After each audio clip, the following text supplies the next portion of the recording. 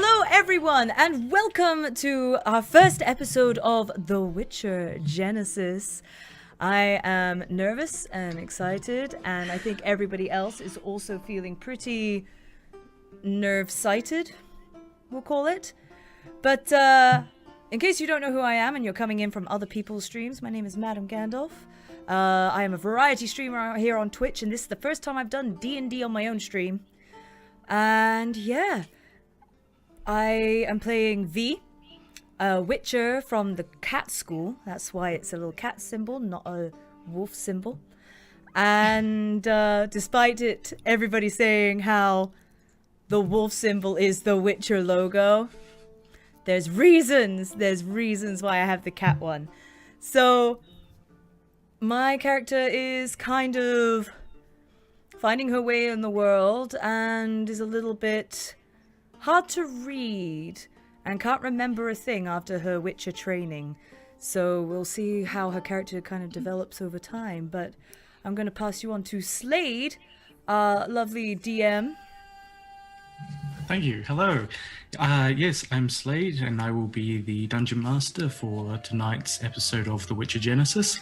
I'm a gamer, Twitch streamer here, and that pretty much sums me up. Excited to be here and looking forward to running this adventure with everyone.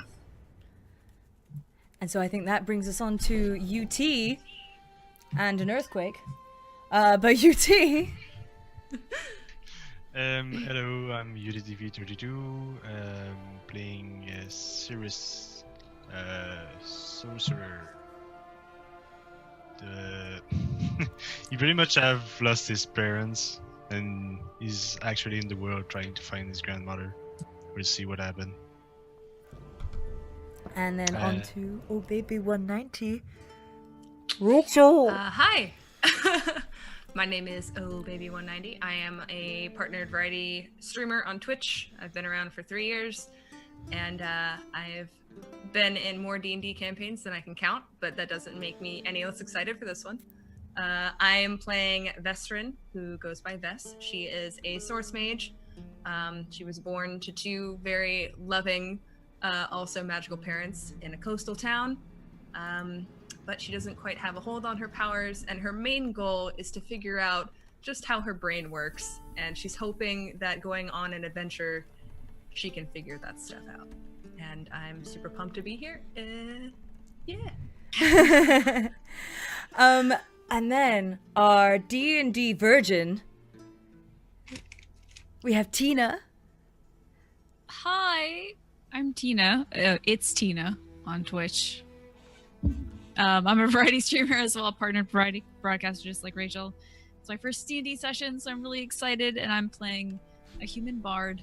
Rather boring character, I guess, amongst the group. Can't really use much magic, but I'm here to help in my own special way, and I'm accompanying our fair Witcher on her journey as I hope to learn a few things about life and the world and see what kind of spicy secrets are out there. Awesome sauce. So, I guess without further ado, that means Slade, I guess take it away. It's up to you now. You got to lead us on this adventure. And Okay. also in the background, who you don't see, is we have Fly Bandito doing some music for us and things like that. So, all the ambience. Yeah. Kudos to him. Kudos to him. Good ambience. And You say he without gives further- good ambience? So I Yeah, said that good. he's good at ambience. He I'm sure he good. gives it too. He gives that good ambience. Yeah. A little romantic tonight, okay? We like to have fun here. I mean, we are Hey, it's recording Valentine's this. Day. Yeah. Exactly, we're recording this on Or is Valentine's it? Day. Yeah, I was gonna say. What is it? Or is it? Dun, dun, dun, dun, dun, dun. Anyway. Okay. So, everyone's been waiting a long time, so let's jump into it. We fade into a crackle and boom of the thunderous black clouds in the night sky. Flashes of white lightning bright up their shapes and strike out across the horizon. The wind howls and blows, making the sea waves violent and the night loud and chaotic. Closing into a top-floor window of a tavern, a young child watches the seas, sitting in his warmed bed. As the rain pours down on the window pane, Cyrus, you've been journeying on your own for quite some months, being alone, cold, and hungry at times, but right now, with a belly full of roast pork and applesauce, your eyelids grow heavy as you slump back down into your bed and fall asleep. We fly away from the window and duck and weave through alleyways and streets, finding ourselves peering in through a tinted yellow window. A large building filled with shelves, each packed with books of knowledge. Elderly men, some with glasses, others with devices, all gathering and watching the storm, each one bickering with one another on what they believe to be the origin and science behind it. While, to the back, close to the roaring hearth with a herbal tea in hand, Vesrin delves in deeply, studying a textbook and growing her knowledge on magic and its ways, bring the teacup to her lips and taking a small sip. She feels the hairs on her neck begin to rise, causing her to gently look up to the glass ceiling as a bolt of lightning explodes in the high sky. As we follow the lightning far into the seas, a single ship rocks and turns against the coursing waves. The overweight bearded captain holding with all his might on the wheel to keep her steady. As fear and concern grips his eyes, we pan over to the woman crossing her arms and watching her surroundings. Vi. Her haunting cat's eyes glare at the rage happening around her, her demeanor seeming that of someone ready for action. But inside, her heart beats no faster. Her mind as calm as the rivers back home, and she is ready for whatever awaits her on the new land. As we back away from our Witcher, we look down to the wooden floor and enter through the floorboards, where in the loud, thunderous, and crashing waves, we hear the gentle humming and melodic singing from Brecca. She lays down gently, swinging in the hanging hammock, covering herself in an old blanket provided to her by the crew, a small smile appearing on her as she thinks of the possibilities that could one day happen and maybe change her life forever. As each of our heroes go about their own lives, little do they know that soon fate will cross their paths together. With this path, who knows where it will take them? Maybe to new victories, maybe to sudden defeats. But this is the story of the Witcher Genesis. So with that, the storm passes, the night fades away, and it is now the break of dawn. We look now to the Salty Sea Wench, which is the ship that Vi and Brecca have been traveling on for some months from the continent to these new lands of the Isles.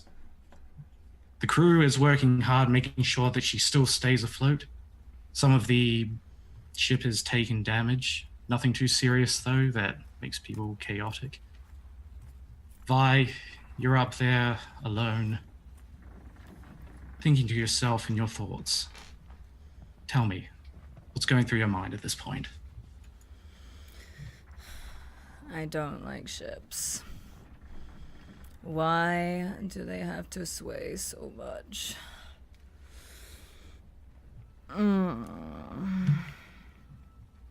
I don't feel good, man. It's...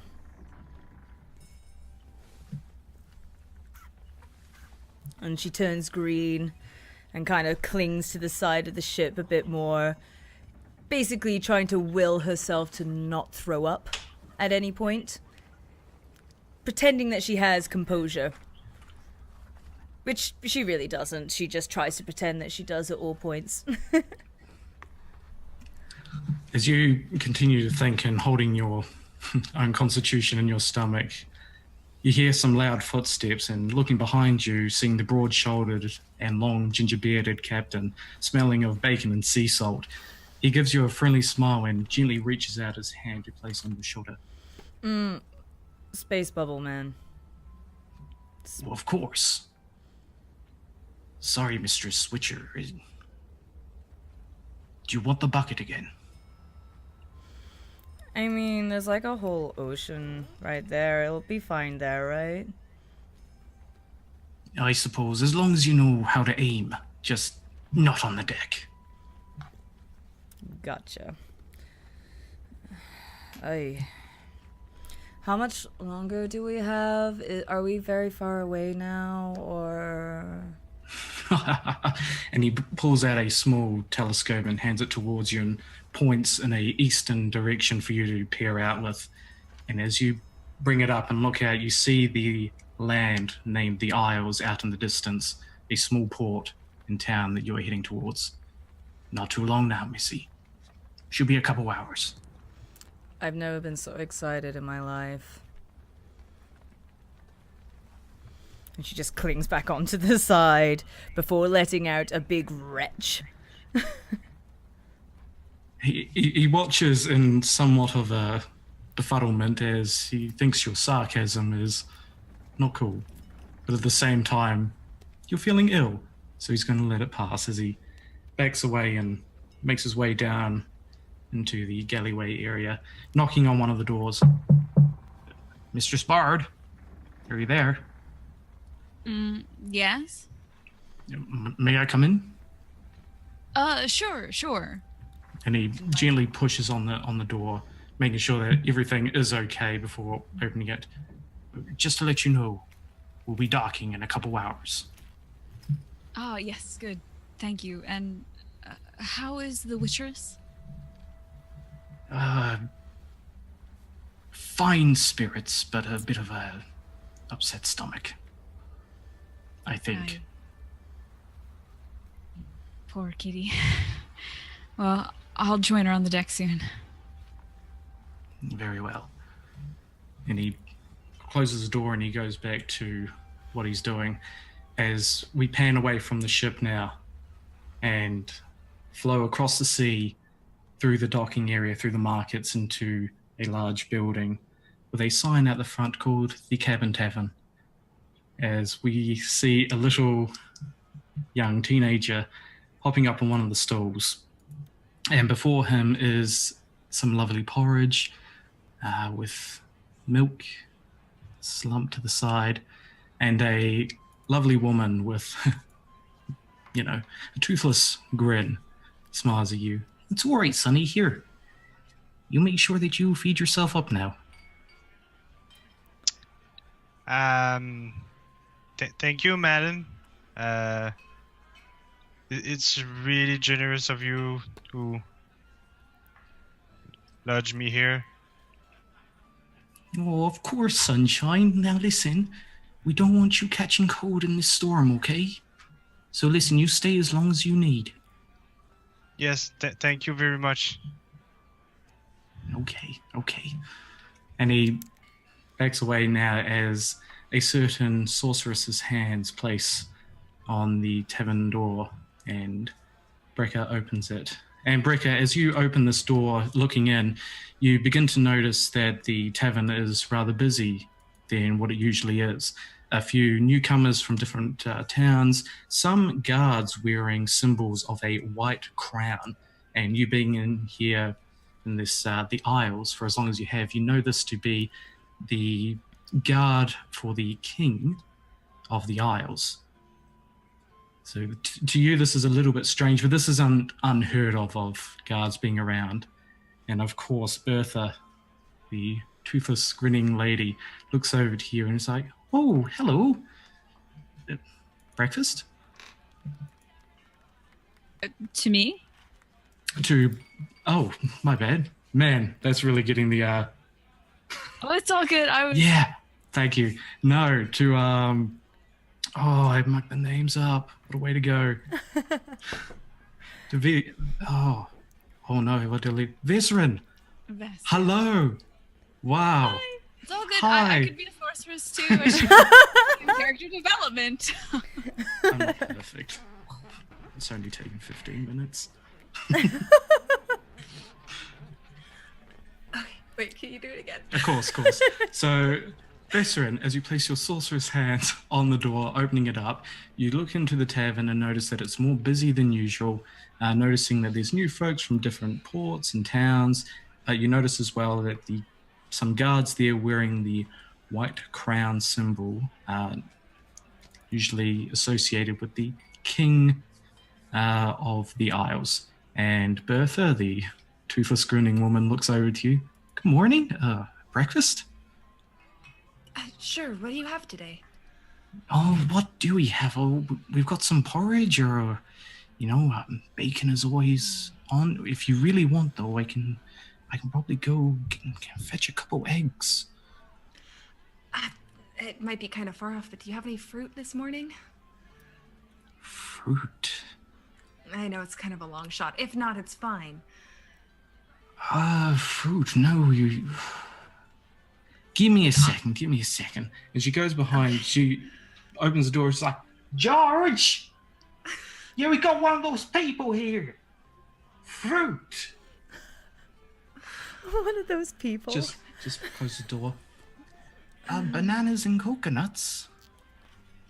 Sounds wonderful. Thank you. She said it sounds wonderful. Yo, bring it up. All right, take your time, you old sod. All right. She closes the door. That'll be right out with you, madam. I appreciate it. Thank you. Of course. She begins to going back to her day. And not that you two know each other yet, but Vesrin, as you glance up, you see a small child digging into his porridge. Derek, describe what Cyrus looks like. Cyrus have like a low on him most of the time. He's pretty much pale, but not too pale. He's kind of look like an innocent child, like maybe the hurricane that you can see in the roads sometimes. He's about 14 years old, and yeah, he looked really in distress. He looking for someone, and he doesn't being really secure in open, like in cities and stuff like that. Okay, so as he's eating his porridge, you, Cyrus, look up and notice that this stunning woman has walked in. Vesrin, describe us a little bit about how you present yourself and your looks. Well, Vestrin isn't quite as tall as most half-elves. She's about 5'8". She has sort of ash brown hair that fades into sort of a silver, which she got from her mother's side.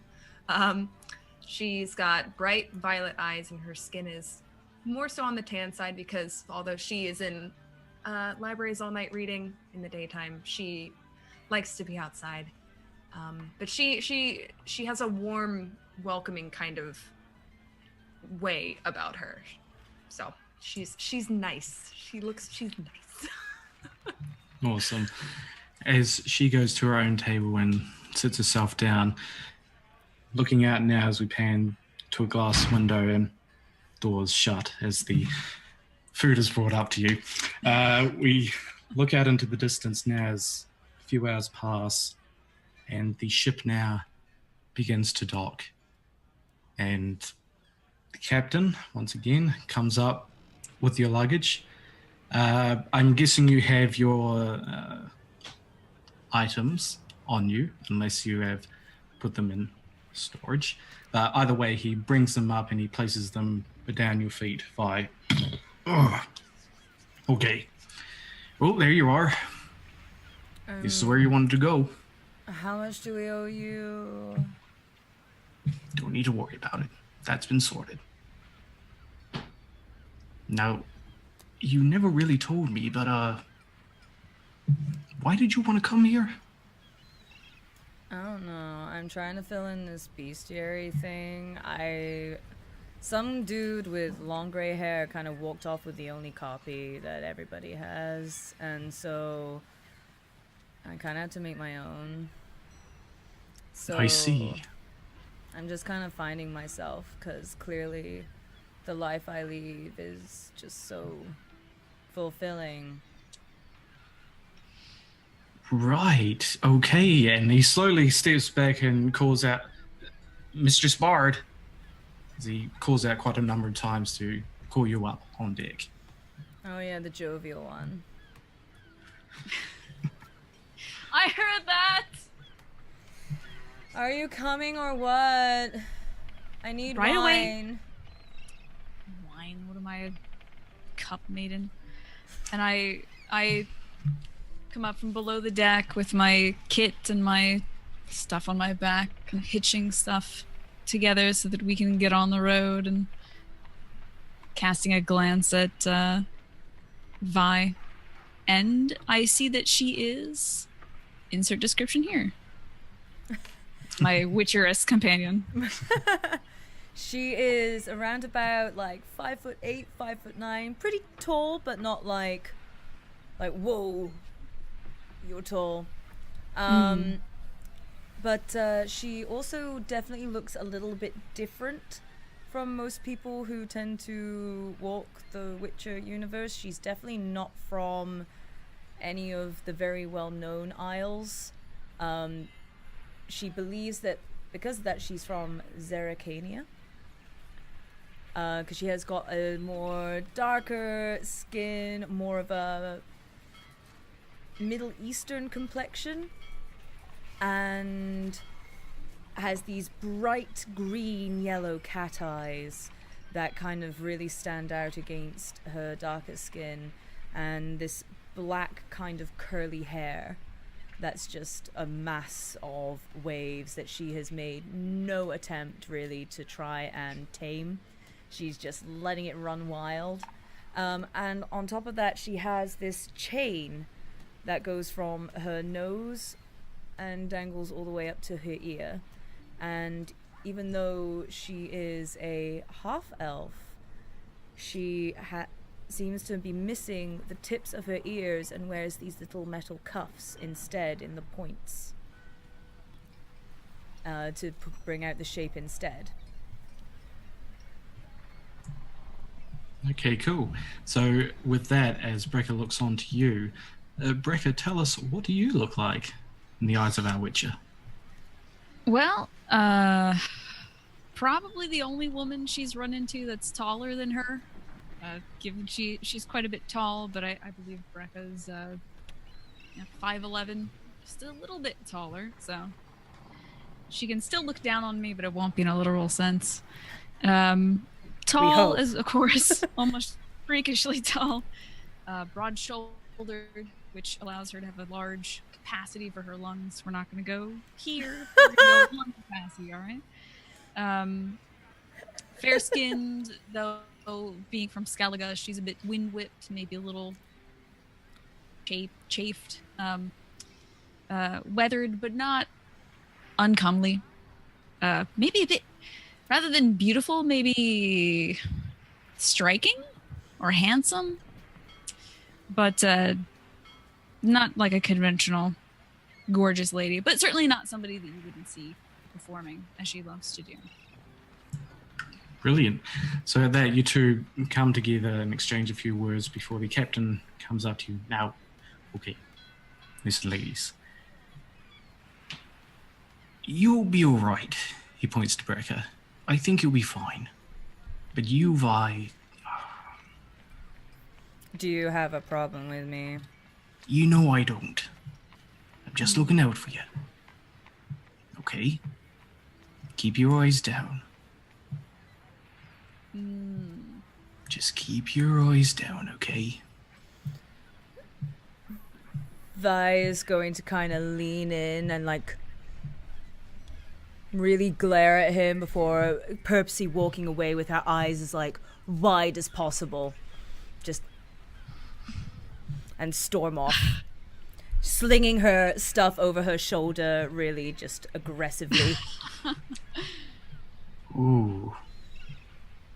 You shouldn't have said that, Captain. Let's be honest, Mistress Bard. I probably shouldn't say a lot of things. Well, Be safe.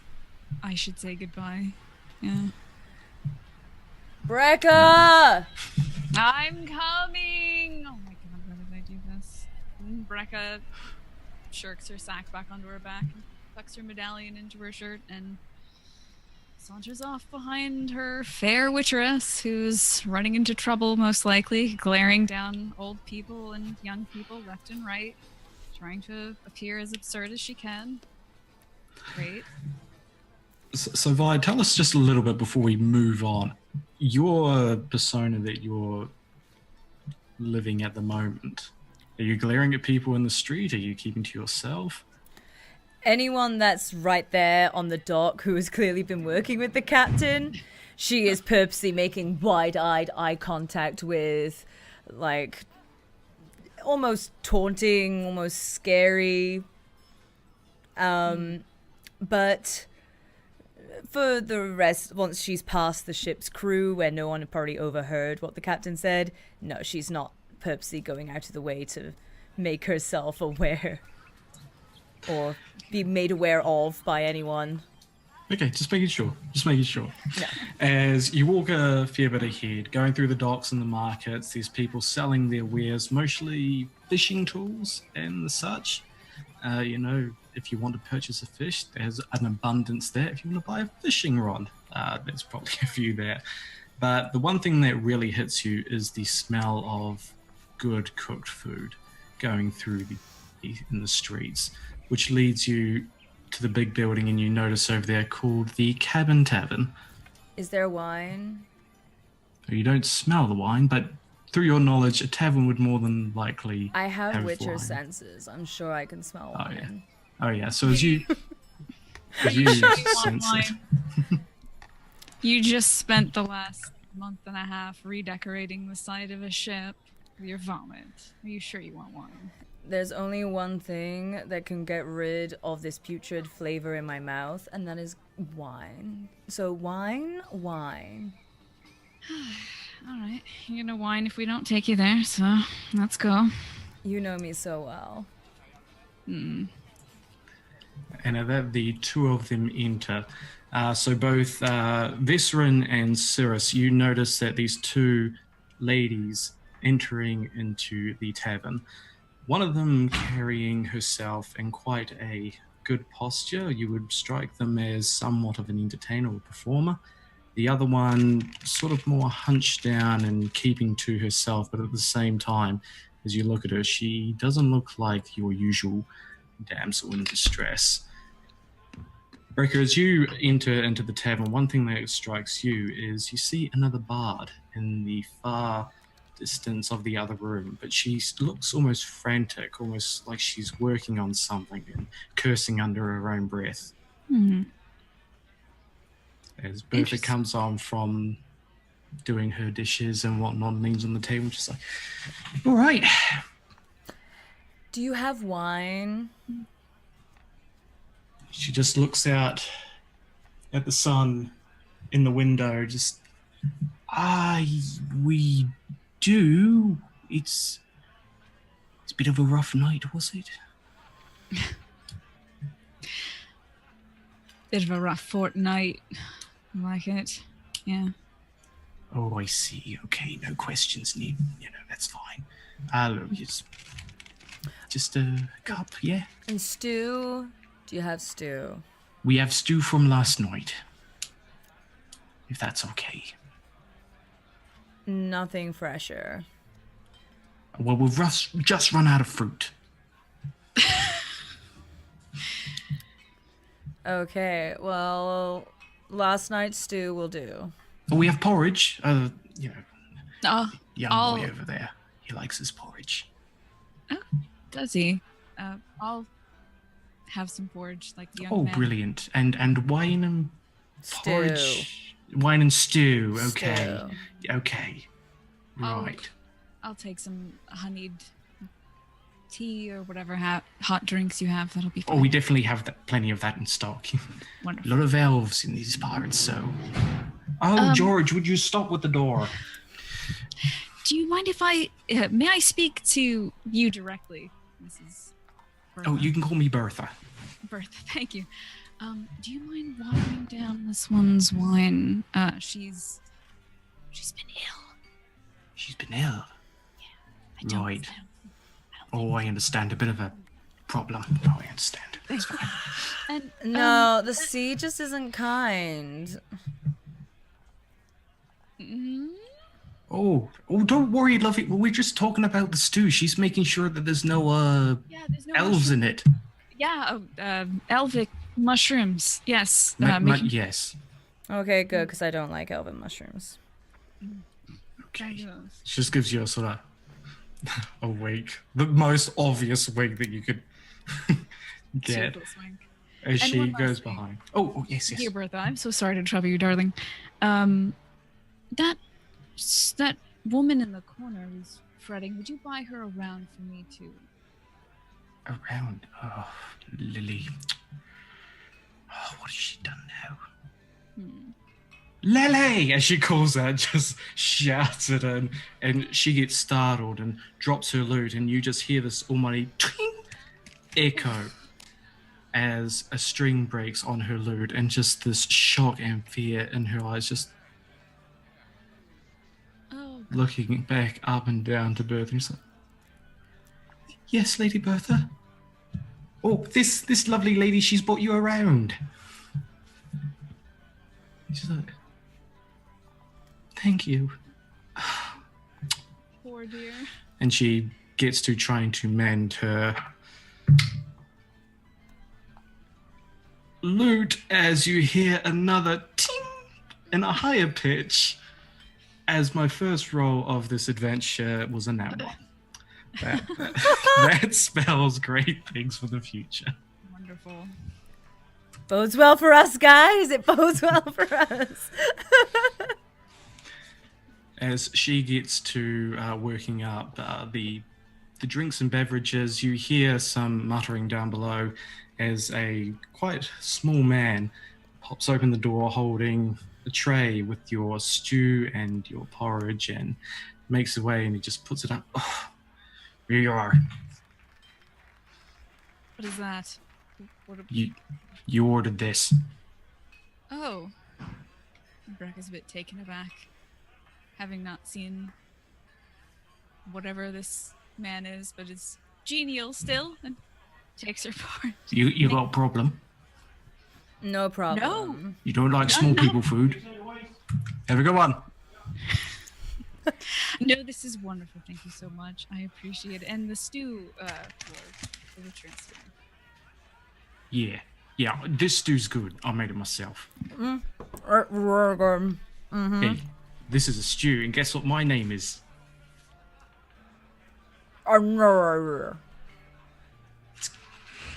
It's Gavin. Oh, it's nice of you to ask. Excuse me, ladies. He just goes back behind. And he just looks at Bertha and is like, nobody asks. Goes back behind. She turns around, just comes back to your table and hands you the wine, and you begin to notice that this wine is a rich wine, and a lovely honey tea is given to you. Don't mind Gavin. I thought his name was gonna be Stu, not gonna lie. Yeah, Stu, short for Stuart, of course. Gavin's Stewie. a lovely name.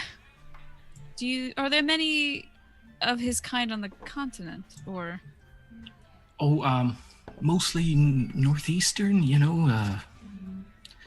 to be quite honest, it was only a few 100 years or so that the humans came over here, This is mostly dominated by elves and dwarves. It's known to be called the sanctuary, if you will, but those are old times. We don't want to speak about that. Those wretched humans.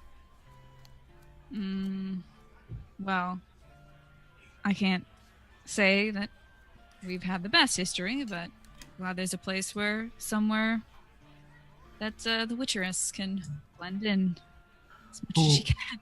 Oh, of course. Now, please excuse me. I have a young little tot that I need to go and see. All right. Thank you very much. She makes her way over to Cyrus's tail and just stomps down. So, how was it? It was excellent, man. That's a good boy. Now you make sure you're eating all of it, yeah? Yeah, sure. Yeah, I will eat everything. Good boy. Well, now you stay here until we get you somewhere to live. Don't you go be talking to no one though, okay? Oh, okay. Don't want you getting in trouble. I won't. Goodbye. And she hops back up and she just like, hey, you there! She points over to Viscerin. Good? Hi. Good? Oh, fabulous. Good. In her head, she's kind of like, this banana's kind of brown, but whatever. It's fine. As she makes her way over and she begins conversing with Tilly, and you can just hear a bit of a kerfuffle going on. Just, oh, third night. So, I'm sorry, I don't know what to do. So, just go home. And Tilly holds her head down, so wraps up her loot in some cloth, and she looks over to the patron. It's like, oh, I'm sorry, everybody, we're not going to be having any live music here. It's unforeseen circumstances. Vi is going to start nudging Brekka while just like still munching down and like drinking really like not ladylike at all. Just completely like, Yeah.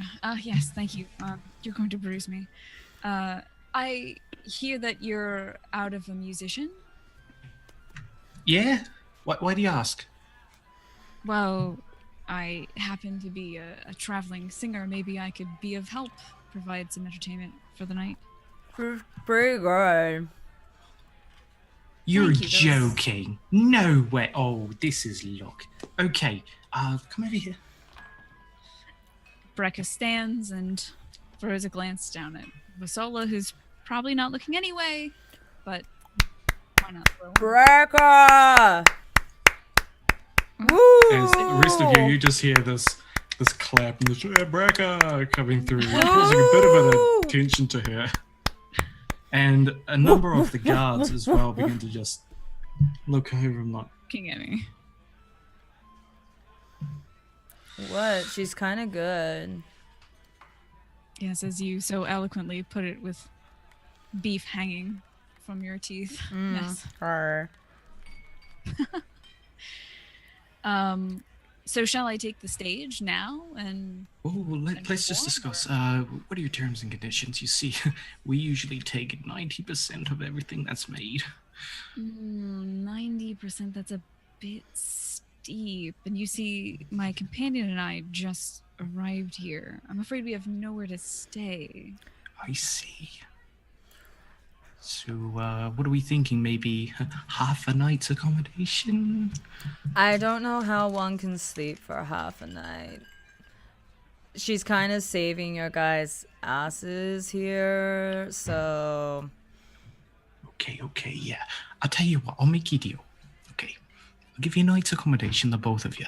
You keep her under wraps, because I'm not going to lie, she'd be scaring the fuck out of me customers. Is that so? Well, I wouldn't get on her bad side. She can be very scary. I am clearly terrifying.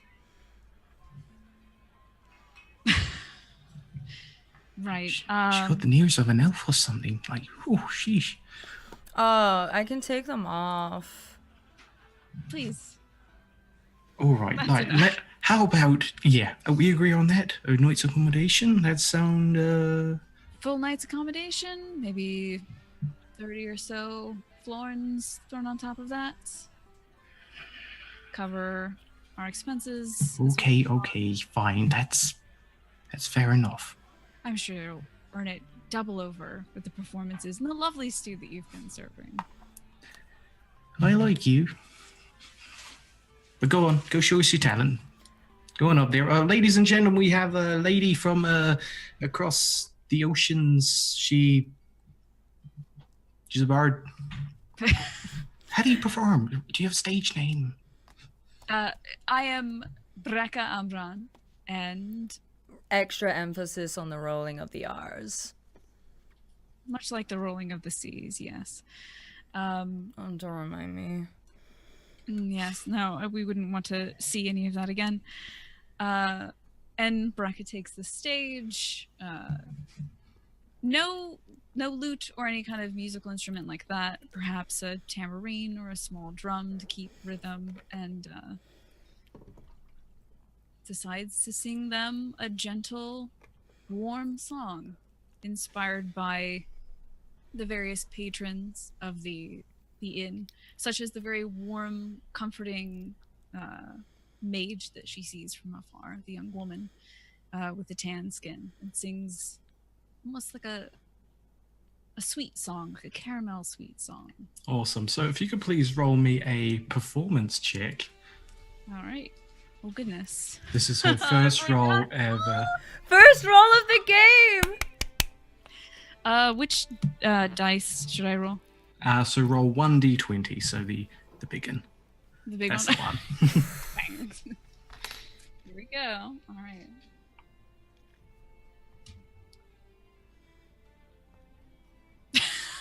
Oh. So I happen to have rolled Oh, no.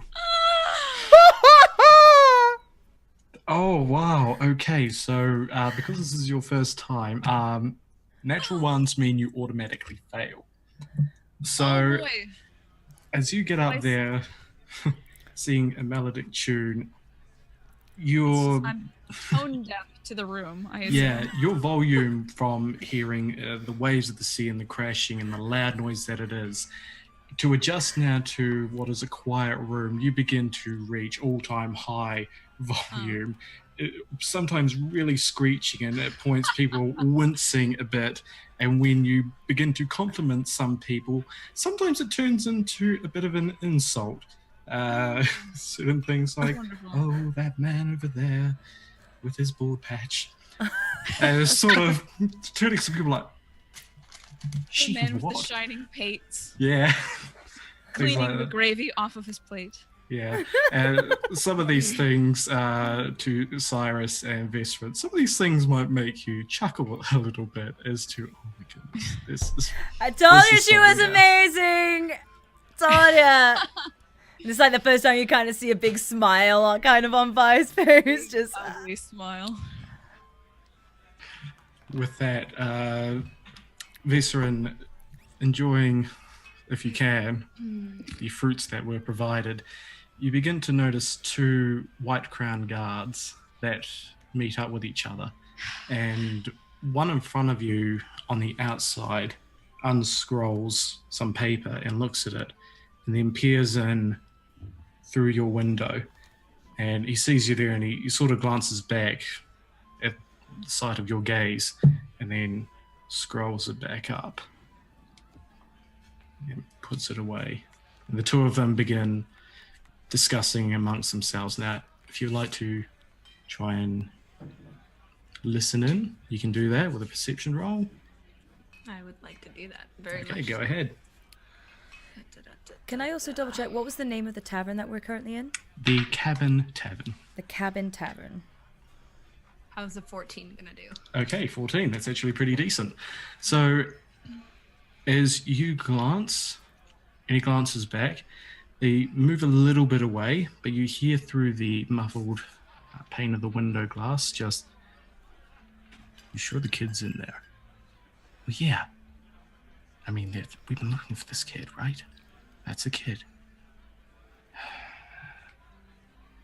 Okay, look, two of us are already in there. Don't make any contact with him. And what will happen is we will... And they begin to walk away out of earshot from you. As I screech deafeningly in my Yeah. song. Listen, the rhythms of Skellige can be wild, okay? It's not for everyone. Vi will be like clapping along, like she knows the tune, and is just like, yeah, you know. God. So can I make the connection that they're talking about? So young kid. more than likely, so talking about a young kid and them glancing in saying, well, that's the kid. And you see, And yeah. have You can put noticed, two and two Bertha together. Kind of keeping him close, I guess. Yeah, so where Bertha is, she's gone back behind her counter and is regretting ever hiring another bard, Okay. but still keeping an eye on. Yeah, major contract, Bertha. Vestron is actually going to get up from her seat and head over towards the bar and just kind of give a little knock on the wood. Excuse me, Bertha? Yes? More fruit. No, it's great. Thanks. You should sell that more often. I hope you don't mind. I couldn't help but notice earlier, what, the tabs you were keeping on this younger gentleman in the corner. Yes? Are you sure he's safe? I couldn't help but notice the Crown's Guard outside seemed to have taken a special interest in him. In him? From what I could tell, I couldn't hear much. They seemed to be looking at him. They had some kind of scroll. He was definitely mentioned. I know nothing about that. I saw him walking through the streets in the storm. He's, I wanted to take care of him, but if he's in... Maybe he stole something from a shop or something. Does he have home parents? Do you know? No, he doesn't talk much, but... Well, if he's up to no good, we better sort him out. Young man! She calls over to you, Cyrus. Come here, please. Yeah, what? Yes? No, please, no. Okay. And, boy. Sirius, like slowly get up and certainly getting there. Yes, ma'am? Now, you wouldn't lie to me, would you? No. All right, that's a good boy. Now, we just need to make sure that you're not in any kind of trouble. I'm not in trouble. And he's like searching for his word because he's not really eased with the language that they're using. I just came in town and like it was storm. I didn't know where to go. I don't understand if I made something bad. Okay, well, did you steal anything? Did you do something bad? We just need to. This young lady here, she's just worried about you. Well, not really. Like, I basically arrived when you found me. Okay. Well, it's okay, Sonny. You can go back to your table now. Just. Oh, okay. So He's it's gonna, just like mutter, back sorry, kid. just get back to the table and continue eating the porridge. She just looks back to you, Visser, and just. I mean, he doesn't talk much, but at the end of the day, if he needs to be pulled up about something, I can't stop them. It's your establishment. I just wanted to know if you were, just in case, they came in here and did their whole Crown's Guard ruckus thing, you know how they are.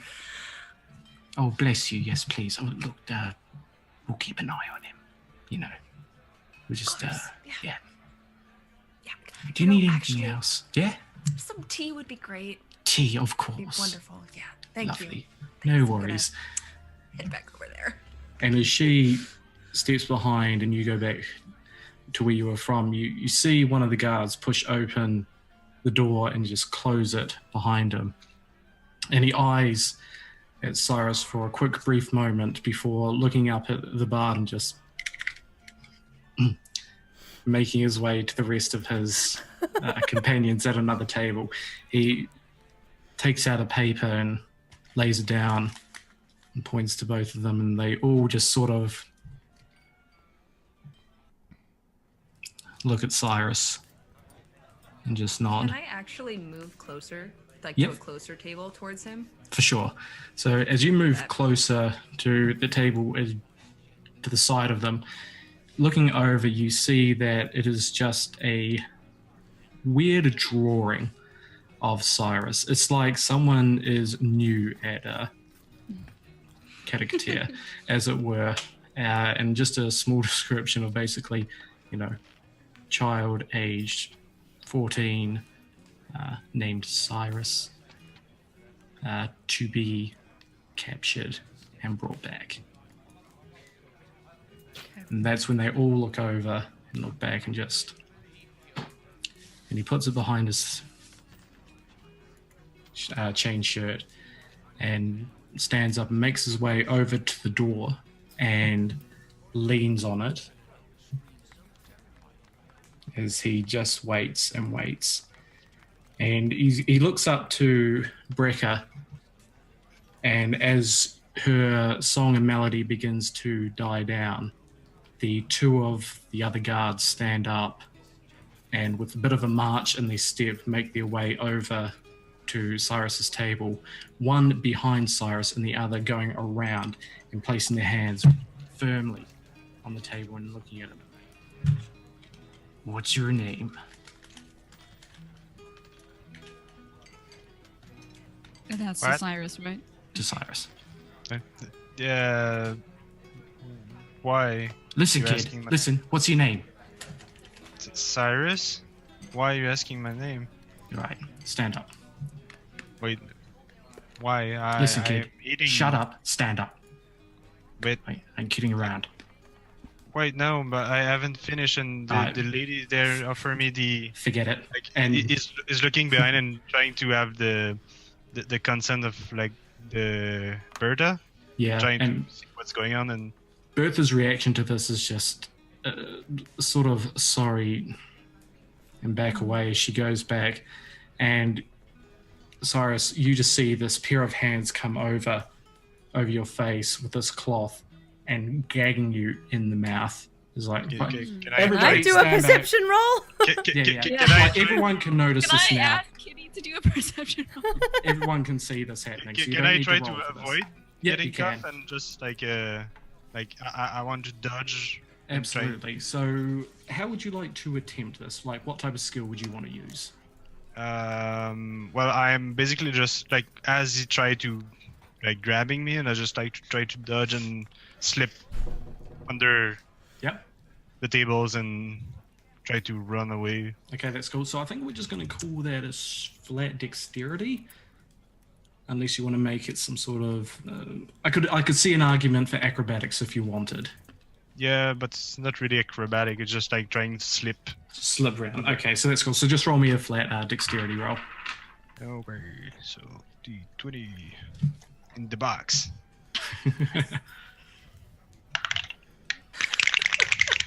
I can't believe I rolled a 1. 7 plus. Your very first roll, too. Okay, so I'm seven. gonna throw this down. 7 all Seven. up.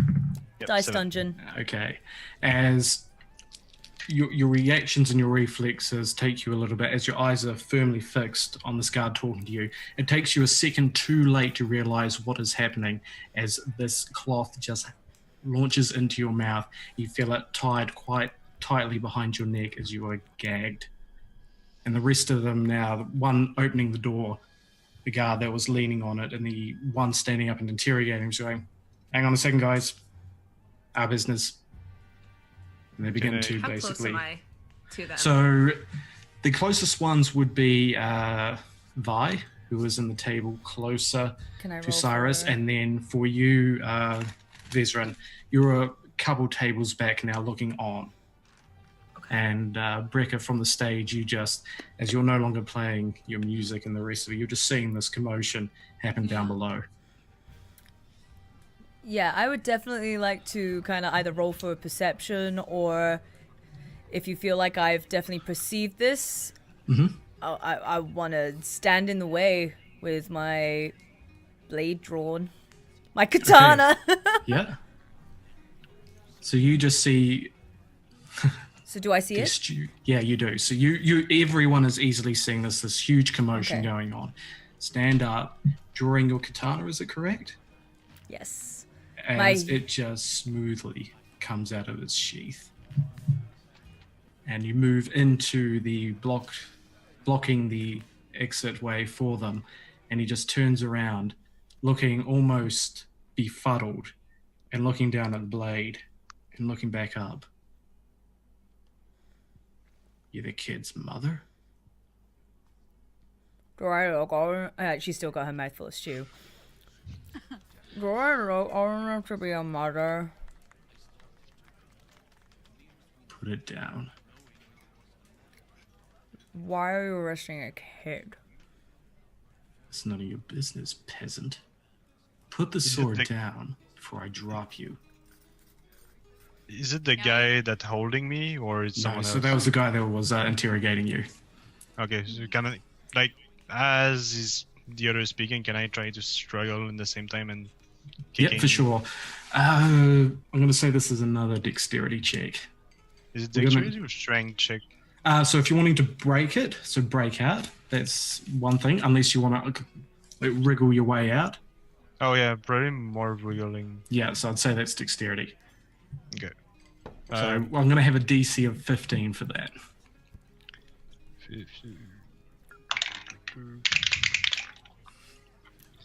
4.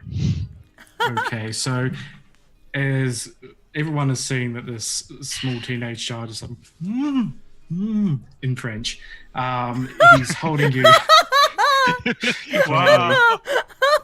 and you notice that his grip is starting to get firmer and firmer as you wriggle away. And the guard that is conversing with Vi just looks back over and looks at her. You really want to do this? The worst this kid could possibly have done is stolen something. And even then, I don't think it's worth gagging a 14-year-old. I'm guessing you're roughly that age. You look that age. She's like looking at the kid, even though he's like struggling away, as if it's the normal thing. Like, nonetheless, we were all just enjoying some lovely music, and you're kind of ruining the vibe.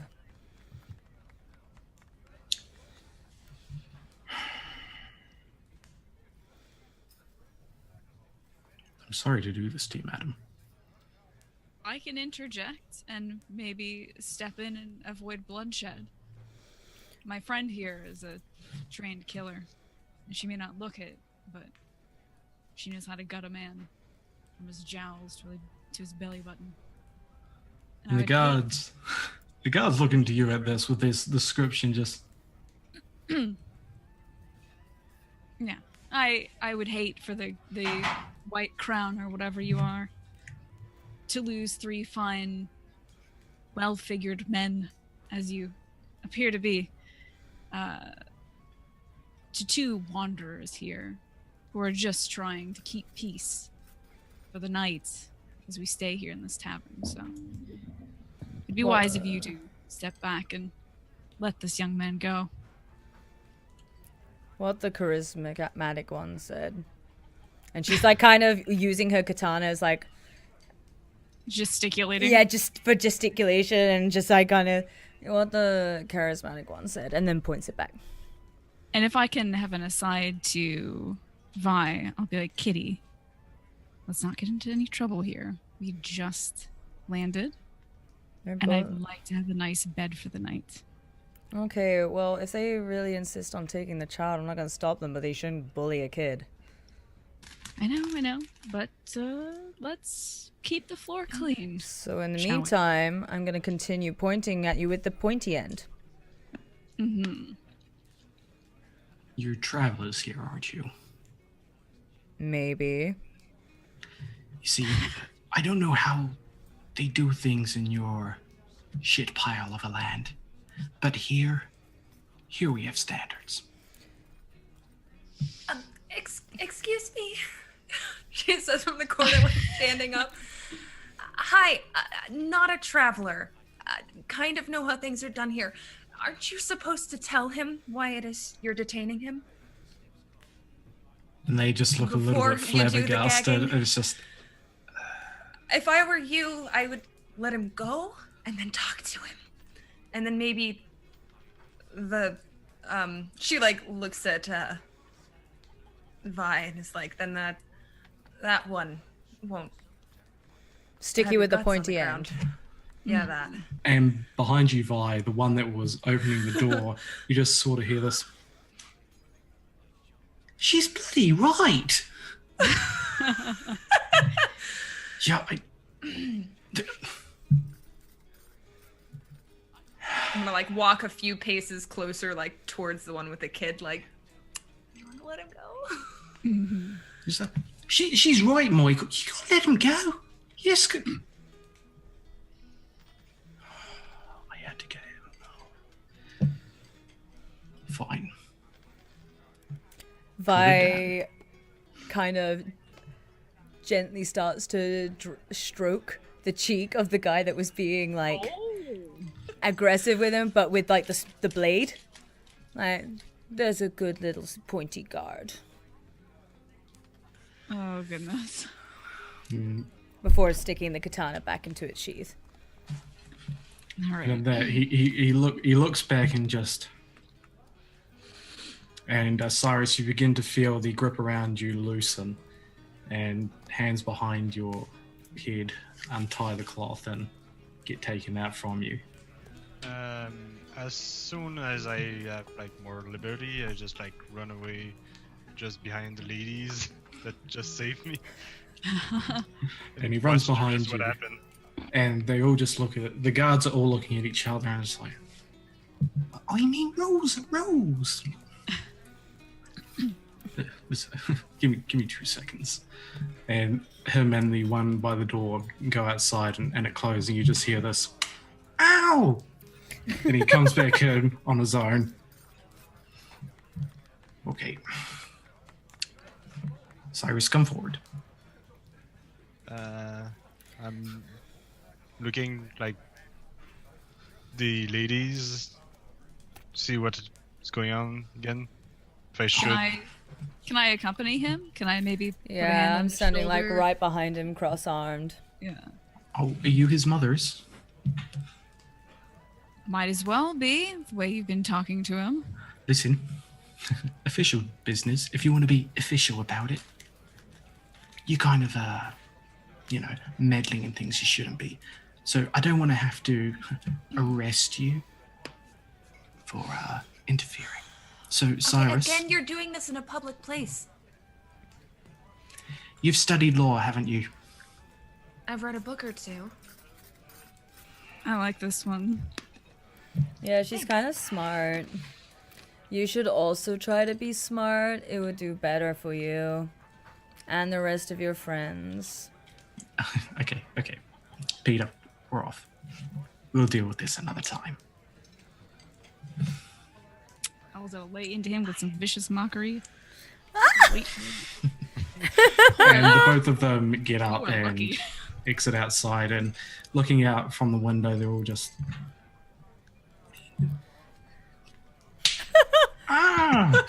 Again, as they all just walk off into the distant streets. Vi's gonna turn to Sirius and be like, you okay? Yes, thanks, madam. Wait, It's really kind of you to help Stay in me. public places, dude. Do you want some careful. wine? I can't. I don't think I have the age for that. We're gonna get you some wine. And she's just going to sit back down and like signal for another glass nonetheless. And Bertha just looks a bit shocked and just... And she just continues eating her stew. So, shall we all have a seat together at the table? Get to know each other a bit better? Okay. These will More that I'm I gonna- can do for people who help me. Yes. I'm gonna Right. grab my teacup and bring it back over to the table with me.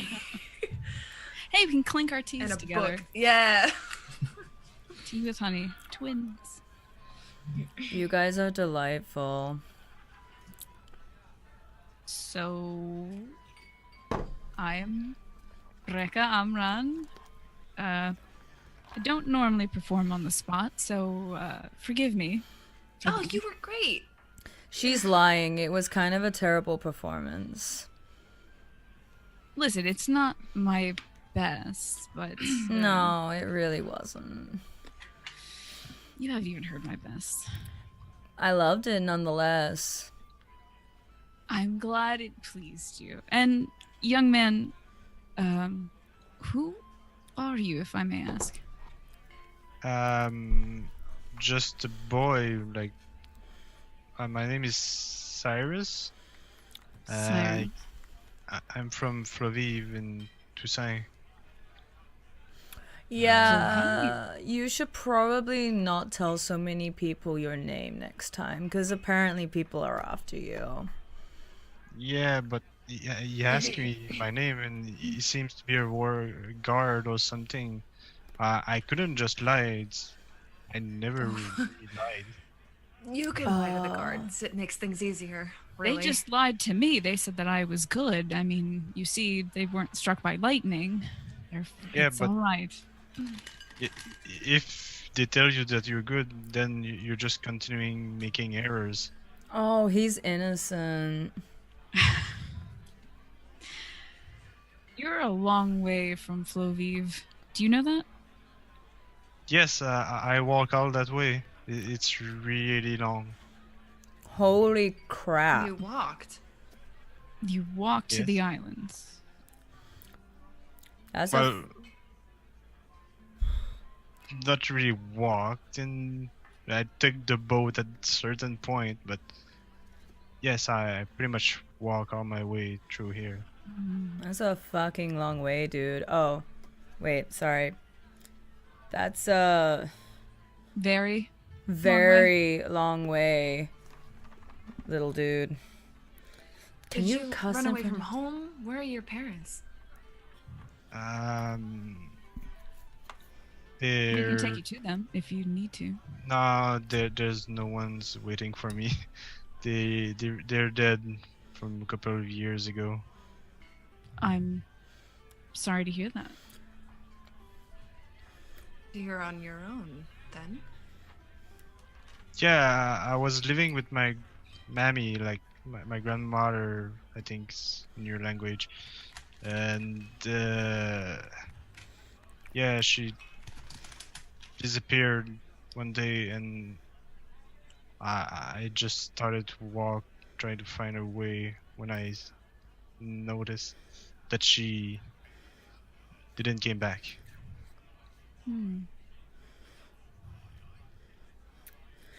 So you've got an interesting story about you. Plus, you have guards on you. That's an You're issue. a kid. What happened before you came to this town? That anything that you can think of at all that could have angered them? As I say to the lady that like lodged me here, I'm pretty much just arrived in town when the storm started, and she found me and like gave me meals and beds. I thought they were arresting me because they thought I was stealing something or from here. I mean, admittedly, I thought you had stolen something too. That's the only reason why I got in trouble at your age. From what I think, mean, like I most thought, likely did. I thought they were thinking that I was squatting the place.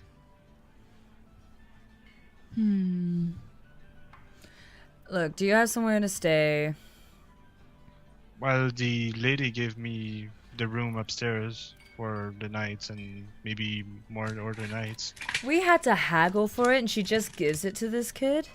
She sidebars to like He's a Brecca a kid. moment. Well, perhaps if we had been a bit more amiable, we would have gotten better lodging. Next time, I will use all of my charismatic prowess. Next time, how about you use half of your words and I'll do the talking? We'll end up with fine feather beds and a warm fire.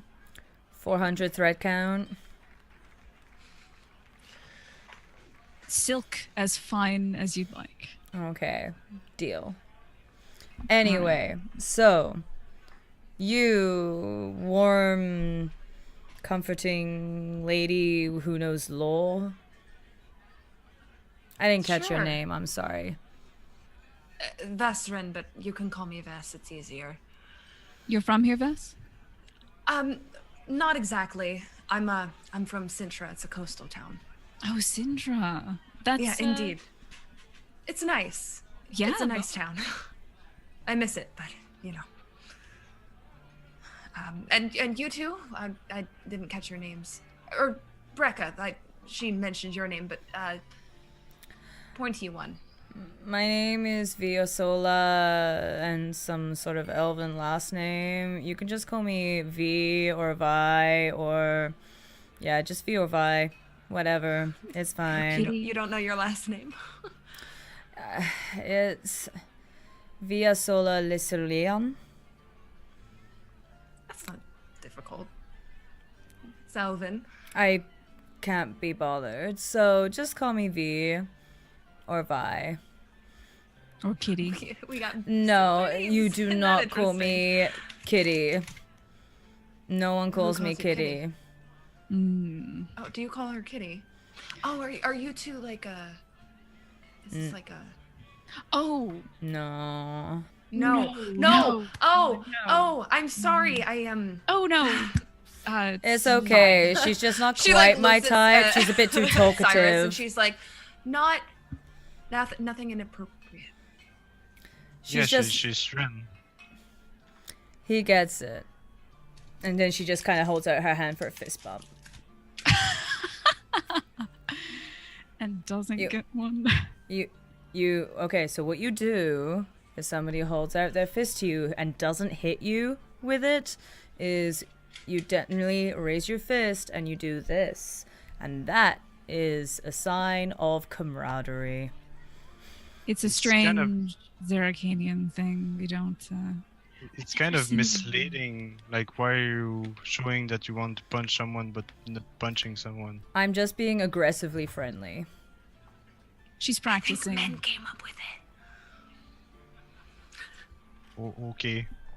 Thank you for the lesson, madam. Please humor her and touch her Yeah. fists or stuff. There we go. Good man. Alright, so no, we're just friends. She's not quite my type. She's a bit too talkative. And we have been... Oh god, you've stuck with me since what? When? Why? Few months on the same boat.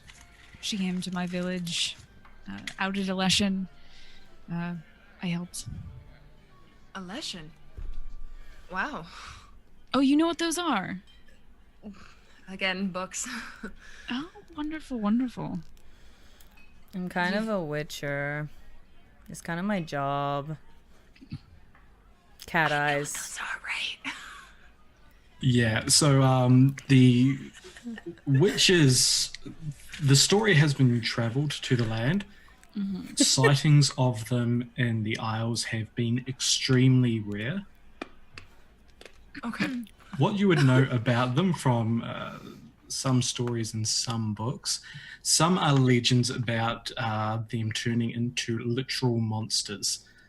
Sort of like on the vampire tier of they are no longer to be trusted.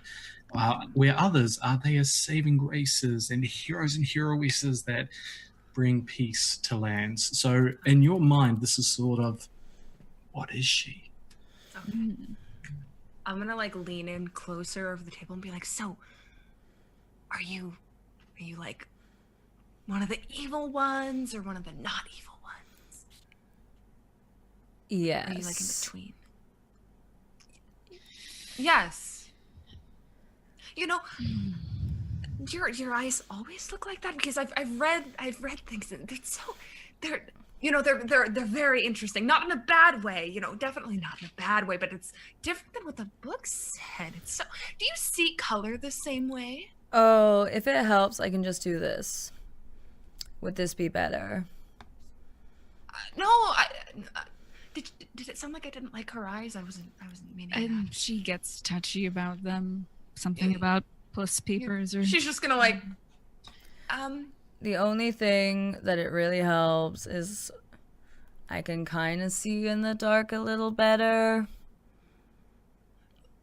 but is that I mean- because of your elven blood, or Who told you are elven, correct?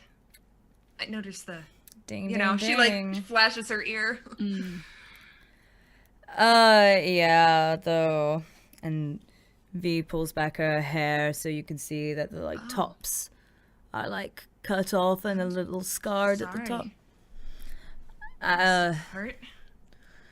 Yeah, maybe.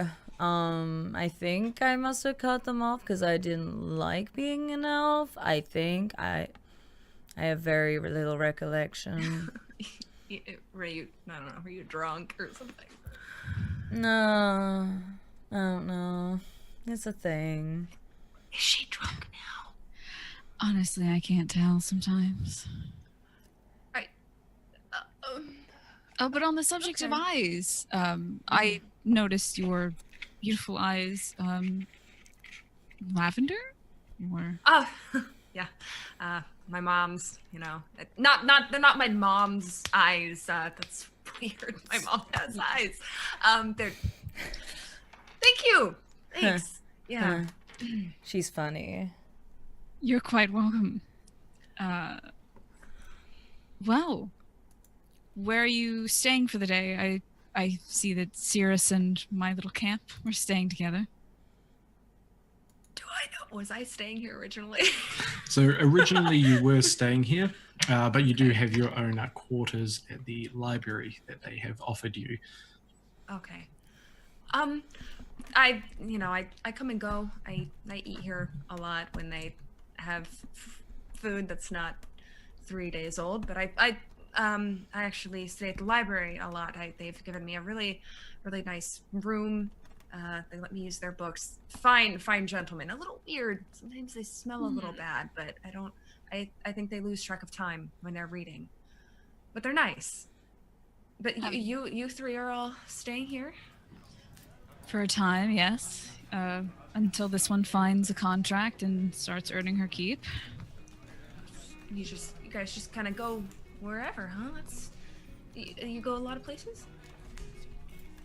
I mean, we're kind of traveling a lot. Okay, so personally, my own goal in life is to, I don't know, kind of fill this book. We only have one bestiary, and some dude with really long gray hair kind of took it and went on his own quest thing. And so now none of the rest of us Witchers have one, so I thought, hey, I'm going to try and be a useful Witcher and fill out the whole useful citizen and contributing member of the Witcher school and fill out a book, I guess. So You seem Ta-da. the type. I am very studious. And I am very outdoorsy, so I was the perfect choice. It's a bit of a reclamation of the Witcher image campaign, I suppose. Trying to make them off to seem like more amiable people that don't That's just a word I fuck would describe her as. Yeah. I'm a people person. You're getting there. But you so you've just been with her for some time, from the sounds of it. Oh yes, just a few months on the sea, getting to see the world, that kind of thing. Just a normal. And are you also filling out a book? Oh well, when are bards not really? If we're not writing and singing, then we're starving and dying. That I get, yeah. Music books, I get it. Yeah. Yeah. Okay. And are you working on anything, or what? You're studying? Yeah. No.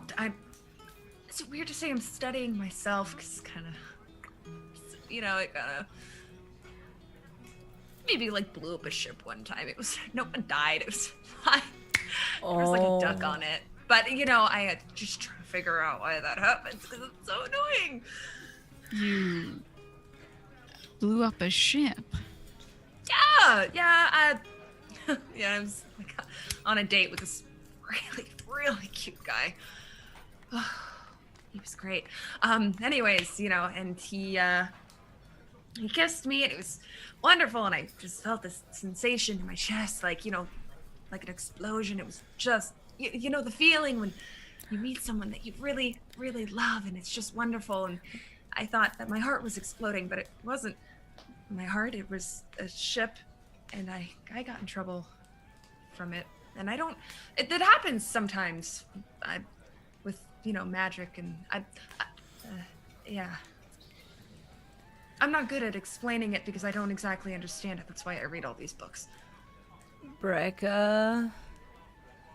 She's just gonna lean over to the side a bit. We're sitting at a table with someone who blew up a ship and a kid who was just recently nearly arrested. This is kind of the opposite of the low profile we were trying to keep.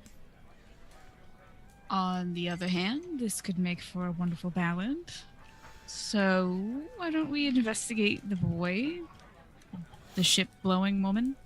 So, Cyril?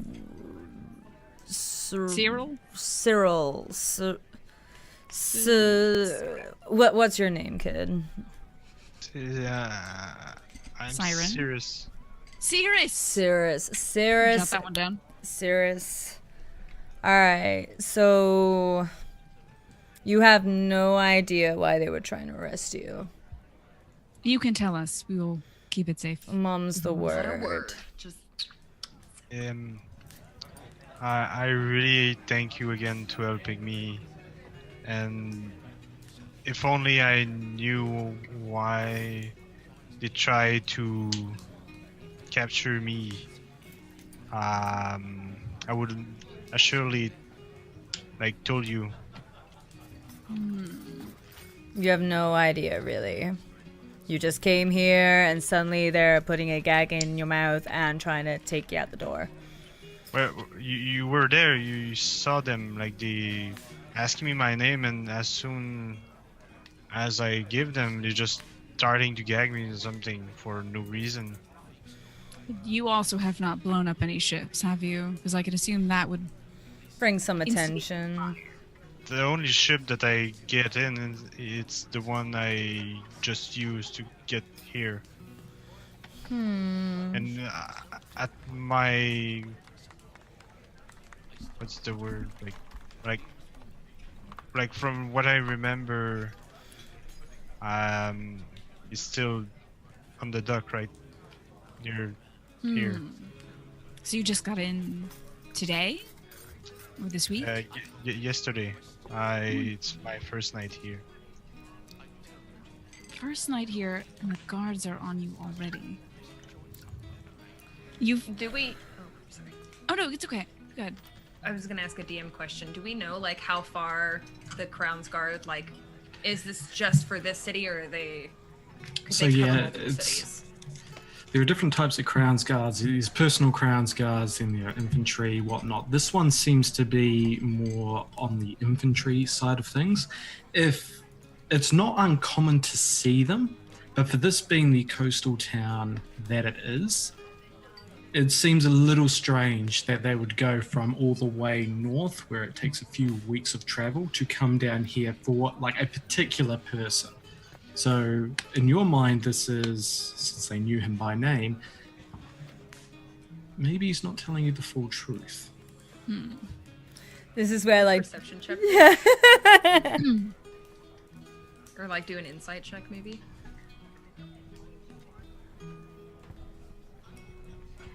Sure. So Nick. So looking, because of the way this is going, I won't make you roll, but as you're all looking at Cyrus, you don't get any hint or subtle telling that he is lying to you. As the kid and his language barrier that he has, there seems to be just a natural concern about himself as to he doesn't know why. This is strange.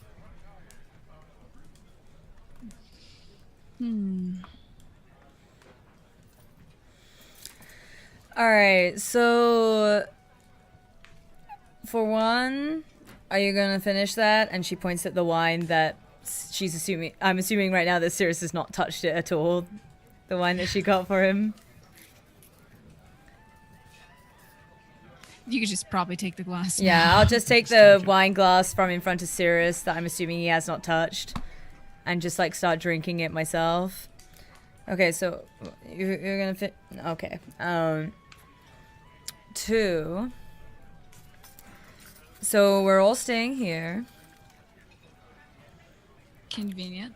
Convenient. Can we all agree that someone needs to watch this kid tonight? I suppose we could take shifts. Keep an ear to the door. I'm gonna be up for a while, and she starts like glugging down more of the wine. I'll take first shift. I'll be up. Trust me. This is still only 2 glasses. And with that, she begins to chug and places the tankard down. We exit into the day sky as it begins to slowly fast forward and drop. And we will return in the second half of today's episode.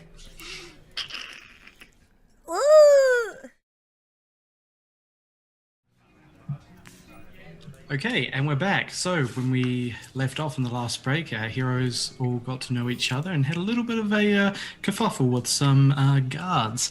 But now that the night is upon them, they've all gotten to know themselves a little bit better, some delving into others' backstories and some of them withdrawing a little bit. But they still maintain themselves around the same table, eating and conversing. As it progresses, you notice a band of, as the wind hits the tavern, the door opens and you notice some ragged travelers, some carrying bows and weapons upon them.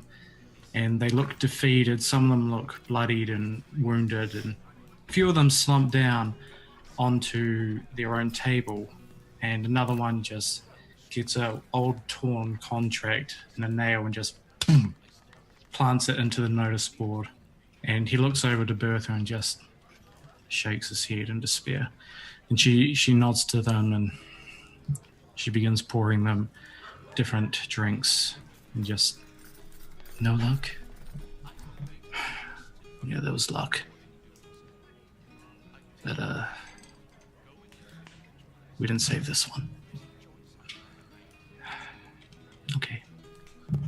She just leaves them to their, and they don't converse with one another. They remain in their own mind, drinking and staying silent.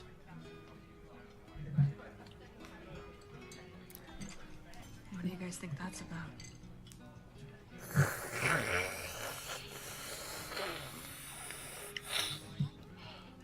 Sorry. Kitty, Enjoy. No, yes, please enjoy your meal. But to me, it looks like a contract. Didn't really sound like there was a positive outcome, whatever it was. Well, I guess there's only one way to find out. And Vi's just gonna walk on over and rip it down from the nail it's just been nailed up on and brings it back to the table. So as you rip this down, it does this big rip off and tear, and she places it down. The table that placed it there look over.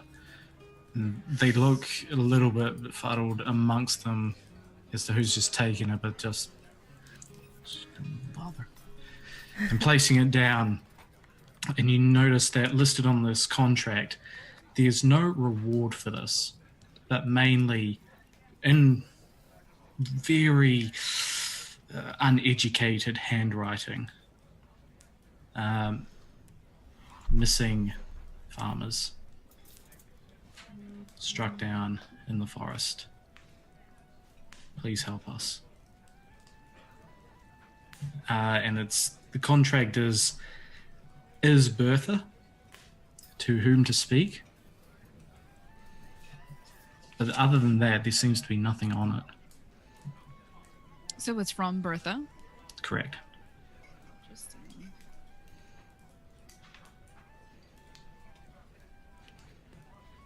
Never seen Wow. something like this. I don't know about you guys, but this seems like my kind of forte. But I think I can ask Bertha this over breakfast. Hmm. I mean, is it really any of our business? It seemed like she had people to handle it. And it wasn't, there wasn't really anything to handle, maybe? Maybe, but okay, kid. Has she been looking after you well? Can you repeat, please?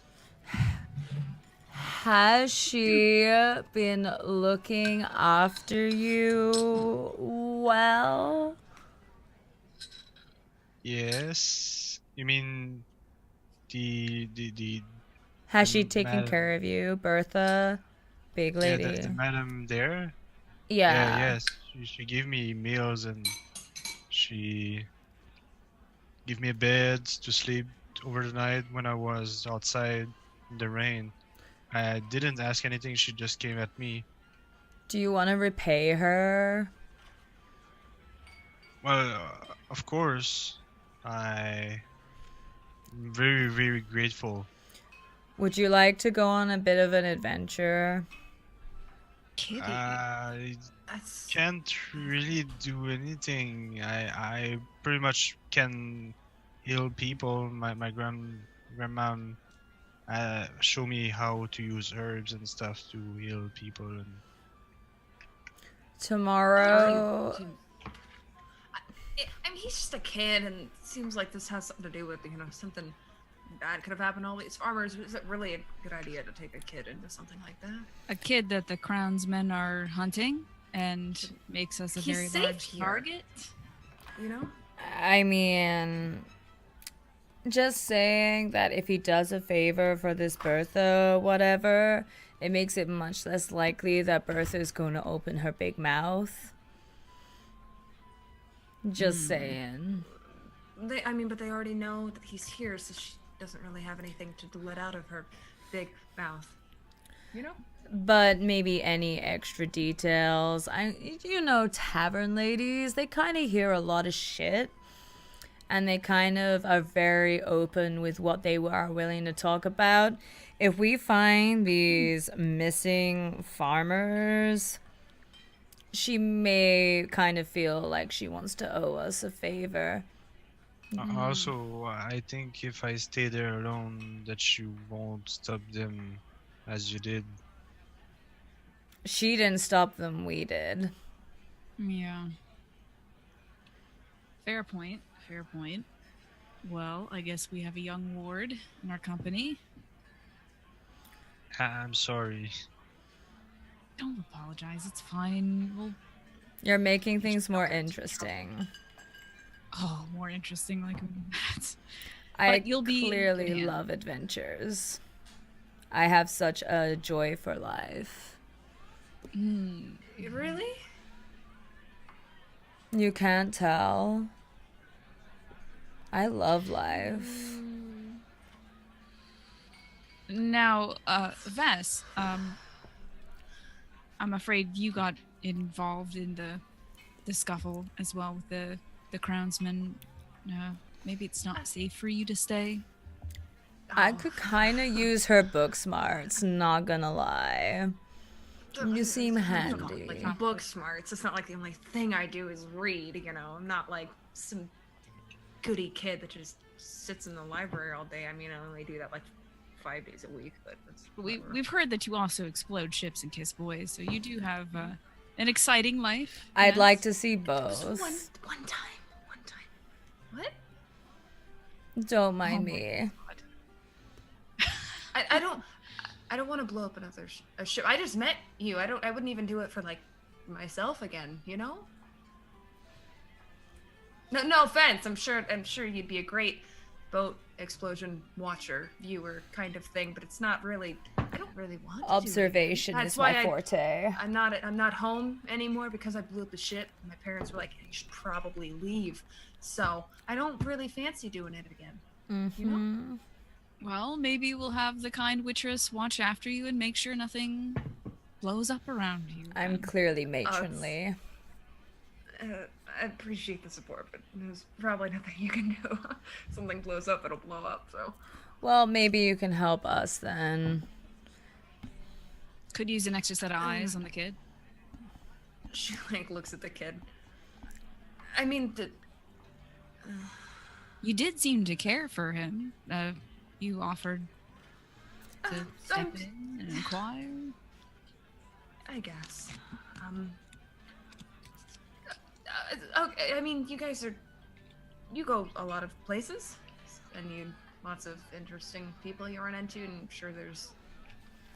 Okay, yeah, sure. If the kid wants to go to a farm, go to a farm. Fantastic. Yeah, we're going to a farm. It's where Maybe all we the should dogs go talk. to chase after rabbits and we find butterflies. I don't Wonderful.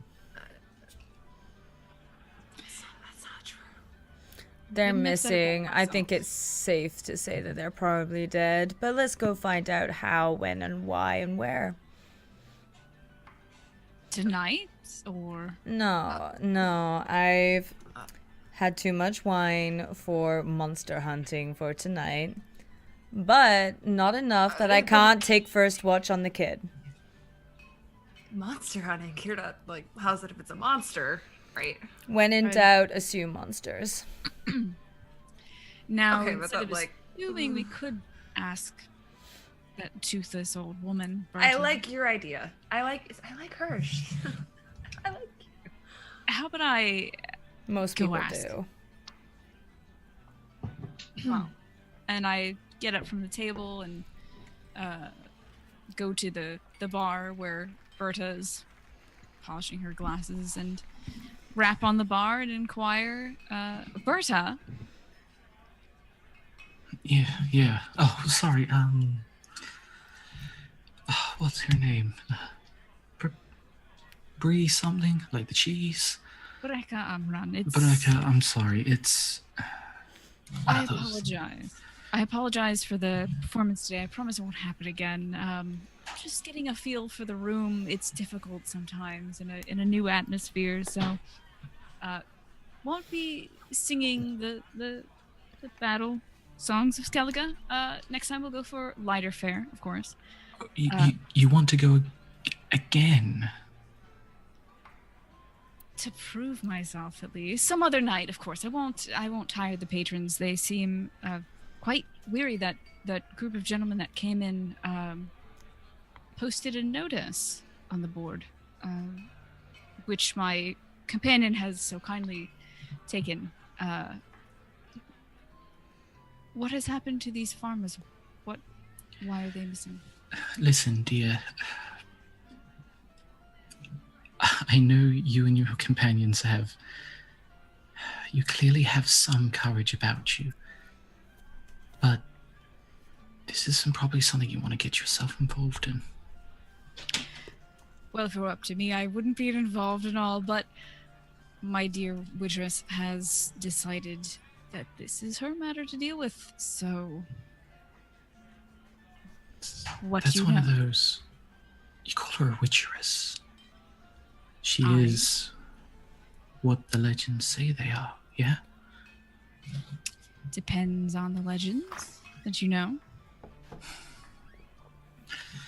I don't like to judge people, okay? We get many people in here, some are good, some are bad, some pull a strange sword at a royal grounds guard.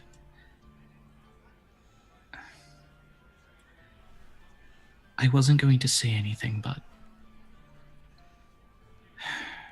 I kind of want her out of my bar.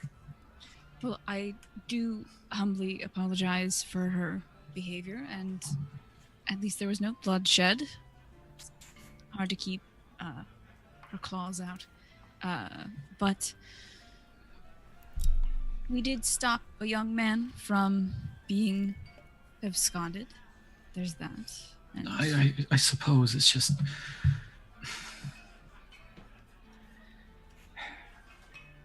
certain things when you kind of just let things happen sometimes. You know, it's best to turn a blind eye. a blind eye to a young man who you've taken such good care of, who you fed and sheltered for so long. Why not stand up for him? I have a husband and a business, and I don't need any more trouble than what I get during the nights. So that's why I stood back. I don't want to lose everything. And unfortunately now, they know my tavern, and I'm not too sure what's going to come back. Do they come here often, these crownsmen? Not often. Admittedly, not often. But if anything were to happen, it's nice to know that I'm on the good side of them rather than the opposite side. I know, okay, I'm sorry. I sound like such a hypocrite. I understand that the child... they just have more authority than us, okay? Well, I can make you an offer, Bertha. Oh. Rather than having the crownsman on your side, wouldn't you rather have an able swordsman on your side? If you look over to V, she's like clearly still downing like a thing of wine. Like, And I lean over to ensure that Bertha can only see me and not V. Yeah. As I emphasize able swordsman who has a lot of character, one might say, but wants to help you genuinely, and thus she'd like to take this contract. And perhaps we can stay here and make sure those crownsmen who come here again don't go off with you in a bag next time.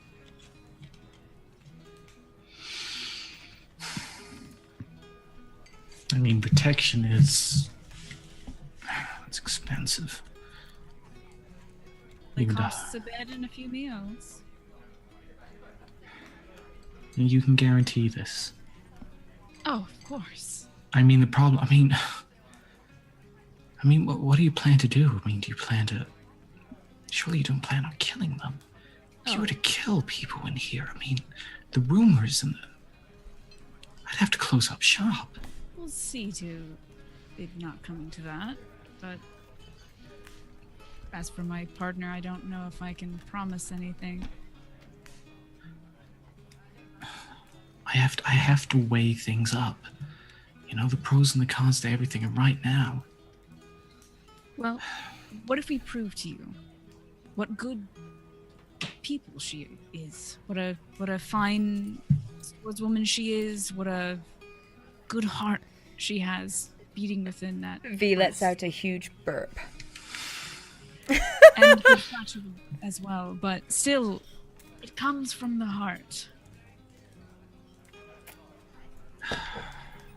Make me a persuasion roll. Okay, how do I do that?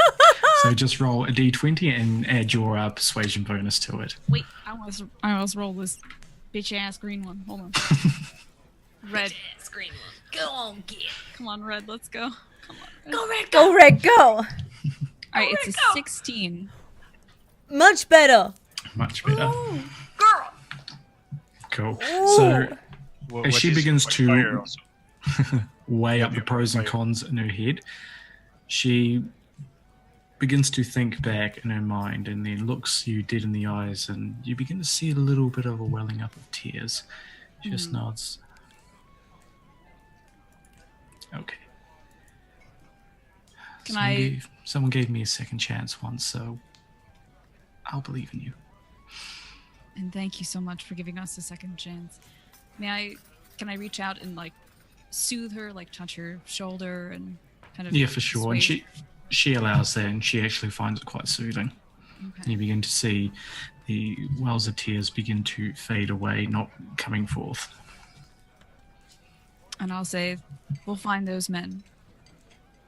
And we'll make sure the others, the crownsmen, don't come back. Okay, yeah. Excuse me.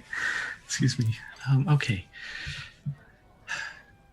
Well, do you wish to discuss it now? Well, let me go talk to the Witcheress, and I'll see what we can do. Of course. Oh, Like it.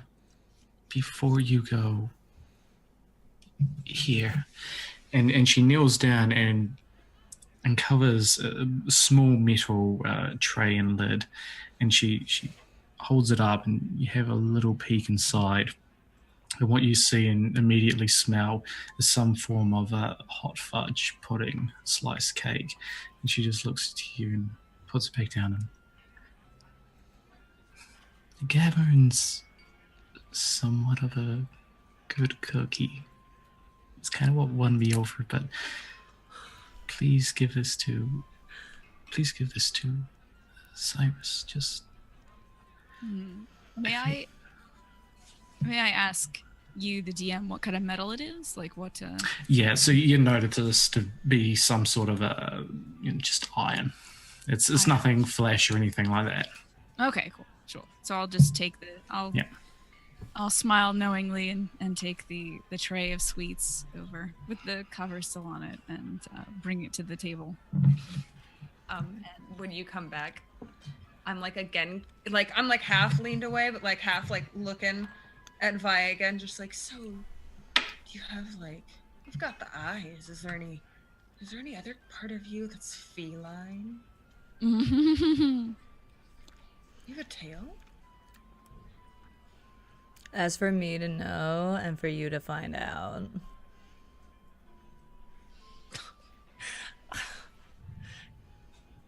My partner here, she jokes, I say as I... I'm fucking Straddle. hilarious. Yes, very. Well, you might find this funny, Kitty. I have made a bit of a promise to our innkeep here that I think he'll be agreeable to. Oh. And I'll set the table of the little tray of sweets in front of me and nudge it towards Cirrus. This is for you, young man. Wait. Are they poisoned? I'm just suspicious now. Poisoned? I mean, what is it? Is it? Did you just get it from the woman? Yeah, she said the half man there had made the treats for the young man. I She's didn't think friendly. I'm not so sure I trust friendly. And she does a very quick glance at Vesserin. Just super fast, just like a... I don't know if I trust friendly. This is like the first time that Vestern is like,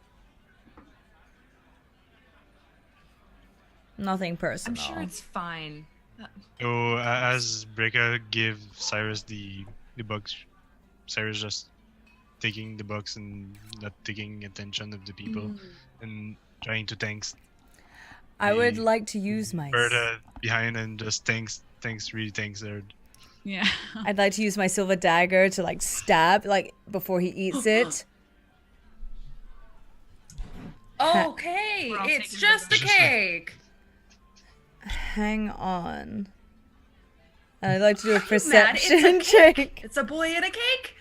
Oh God, she's So she's insane. with fast reflexes as Cyrus is praying and whatnot, as his hands go up, Vi's the strange dagger that is almost connected to her slams down the silver blade into the cake, and she stares at it intently as this ooze of chocolate melts over the fudge cake. Can I do a perception There's check poison. though? You can, but Or an insight? I'm just going to tell you, as you're looking at this cake. There's nothing suspicious about it. I'm just naturally suspicious. Are you trying to eat this young man's cake? Have you no shame, Kitty? Everybody knows that I have a salt tooth. I didn't know that. Starting to see Everyone knows. like eyes, Sirius' eyes starting to being foggy a bit. Like Shit, like Vestron's gonna look at Vine, just glare at her.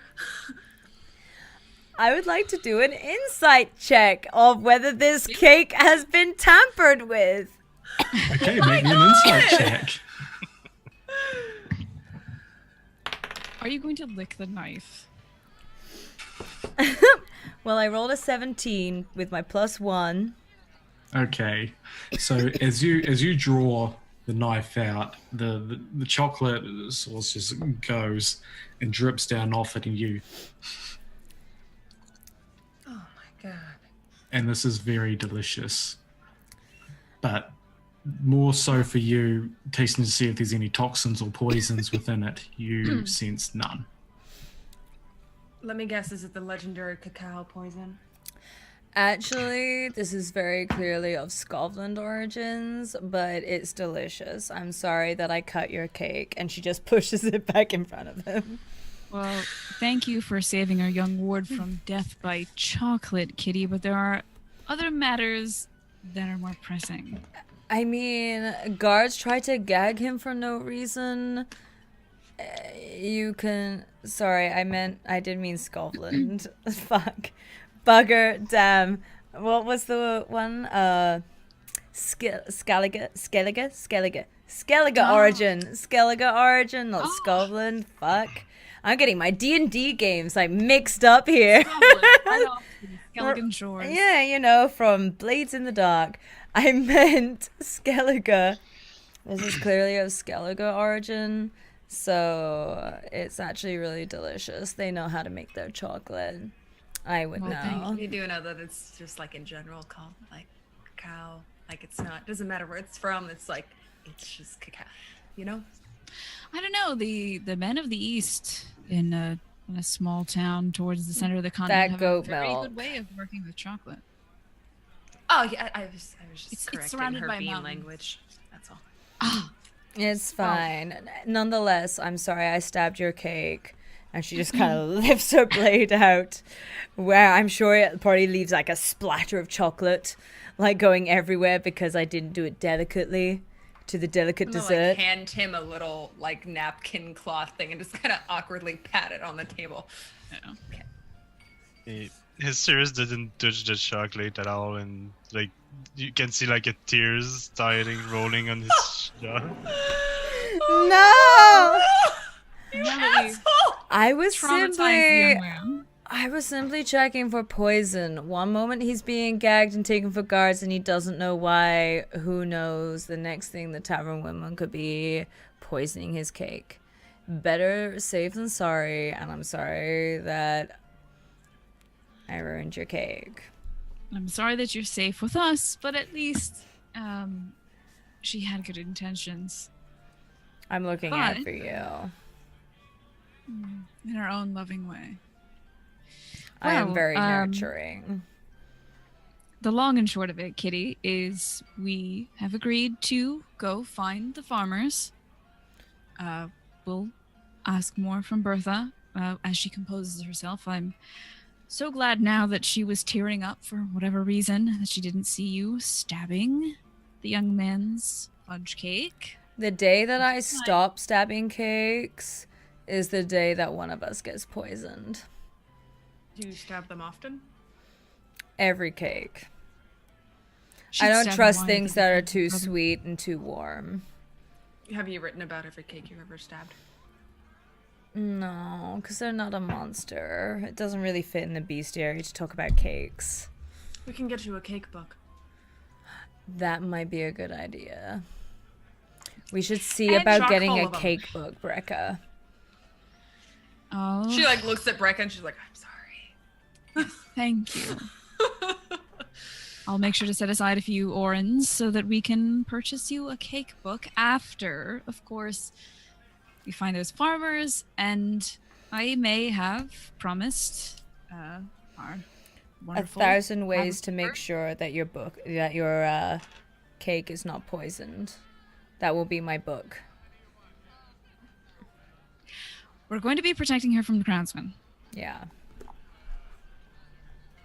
and cake poisoners apparently as well, but I may have promised that we'll keep the Crownsman away. So, no bloodshed. Not this time. No bloodshed. Or poisoning. Didn't know you had poison in your arsenal, but As you I'm sorry, begin this to is just converse not you, right? and not about the deadliness of cake that doesn't just attack your thighs but also your heart. death by chocolate. You just hear muttered under one of the other patrons' breath, "They're idiots. Look at them, idiots. What the hell could they do? Just shut up, okay? Just shut up." And we hear this? You do hear this. Mm-hmm. Who would like to intervene? Maybe I'll see that Visola is getting a bit agitated by that, and I'll step in to make sure she doesn't just cut their throats open and flash that chocolatey knife of hers around. She's still like licking the chocolate off of the knife because it is tasty, even if she doesn't really like chocolate as much. She likes savory. So I'll... Or shall I? Or, I don't want to commandeer things and be like, and I shall step in and... Well, at the end of the day, I think V is probably just going to roll her eyes. And she's kind of accepting of the fact that most places that she goes, someone ends up whispering about her. Okay. But I do know that these men may know something more about the contract. Go for it. Okay, cool. I just wanted to make sure I'm not... Yeah, stepping no, into it. Vess is like officially, like, if she's interested in the study side of Vi, but she's also kind of like, you're an asshole and I don't really want to study you. And she's like, and I kind of don't want to go to a farm with you, so I'm just gonna... Let it happen. I'm going to go to the WC. The what? Water closet. Bathroom. I know what it is. As our local witcher wanders off. Yeah. Well, before she, I don't know, pisses anyone else off, I'll go inquire with these gentlemen. I couldn't help but overhear you. I believe this contract belongs to you, and I can kind of slide it forward towards them. He just looks in a somewhat of a drunken state, just looks up. Round ears. Excuse me? As he pulls back his bandana, allowing his brunette hair to fall back, you see that he is quite clearly an elf and places it down. Why don't you go sit down and shut up? It's not really my job. You see, I'm this tavern's entertainment. So, if I shut up... Do you hear that, lads? Another human taking something else. You know, that could be an elf's job or a dwarf or something else, but no. You humans want to sail in here and take everything. Well, it just so happens that we're taking the job that you couldn't do. Oh, is that right? Is that right? So what are you going to do? Let me guess. You're going to sing them to death? She can. I would love to, actually, but before I sing you to death, maybe you could tell us a little something, unless that elvish tongue of yours splits your lips before the words fall out. I'm going to say this in your common tongue. Piss off. Can I mutter some shit in Elven under just loud enough for them to hear? For sure. And I'm gonna say some racist shit about elves being an elf. I'm just. And they hear that. Elven. Yeah. Vi's eyes are that- going to widen.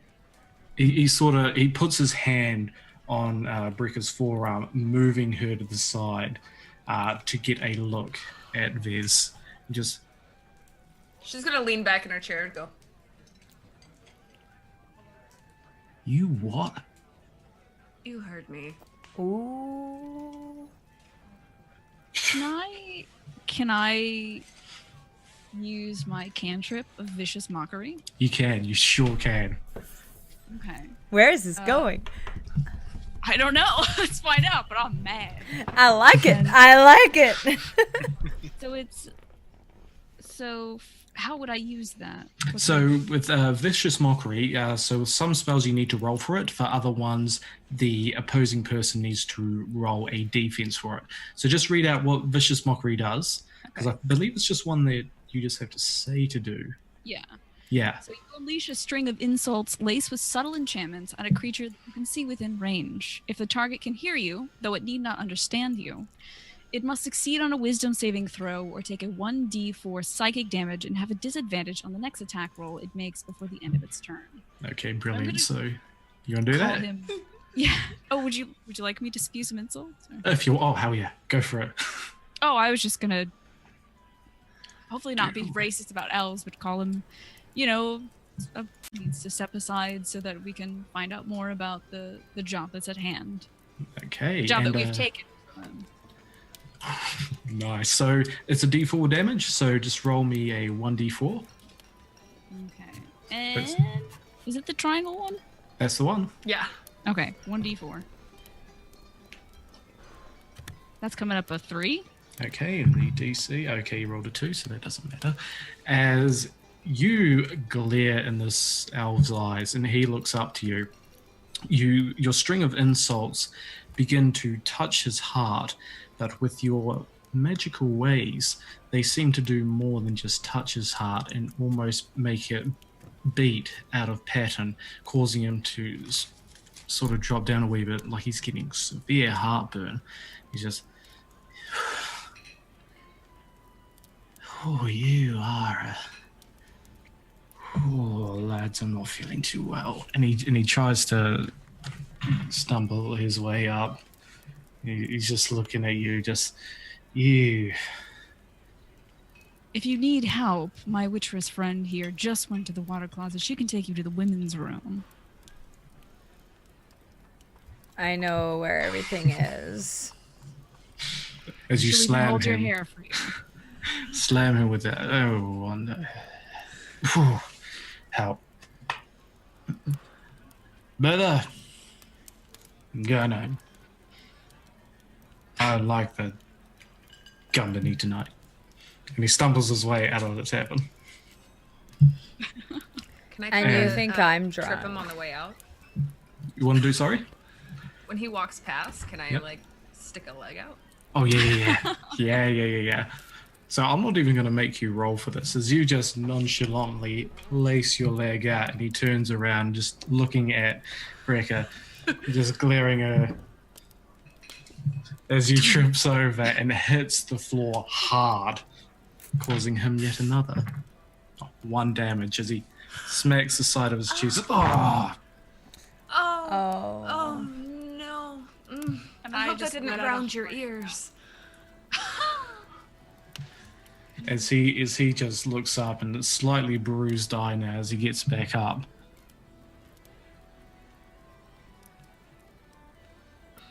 And leaves.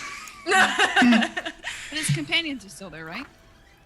Yeah, so the two other elven companions just all look at each other and look at him just.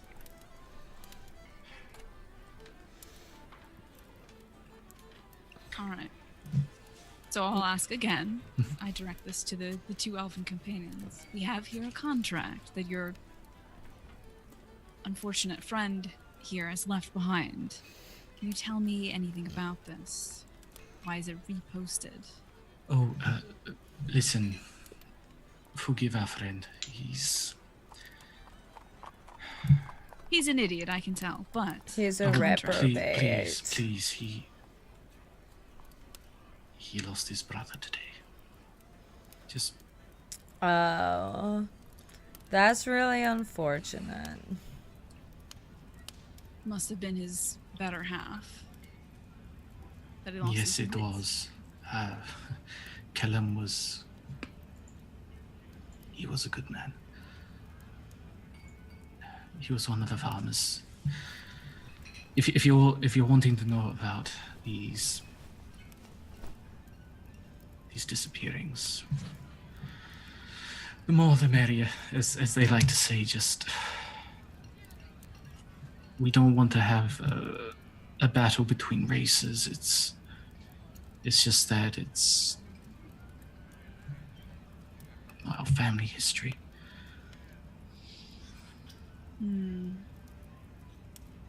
I think Brecca's still guarded. Like her pride is still a little bit hackled up, so she's, maybe a little bit surly, but will at least sit at the table with these men, even though she's clearly different visibly from them. And won't And he apologize. slides the tankard over to you. The Okay. other patrons tankard over to you. V stabs it. No, I'm kidding. What are you offering her? Wait, quick, let me sip that. And I'll judiciously take that into my hand and sort of, warm it with my hands, and I'll not apologize, like I said, for anything I said, but I'll ask, so, tell us of this Calum and of the other farmers. Calum, he was a simple man. Have a farm, have a family, have a life. He wasn't one wanting material possessions. He was well rooted in family. And unfortunately, the farms are north of here, well away from, Salt Shore here. So to go and visit the farm would be for the markets, to buy produce, or for those rare family occasions. I'm sure you know the type. Of course. Even among humans, we have celebrations.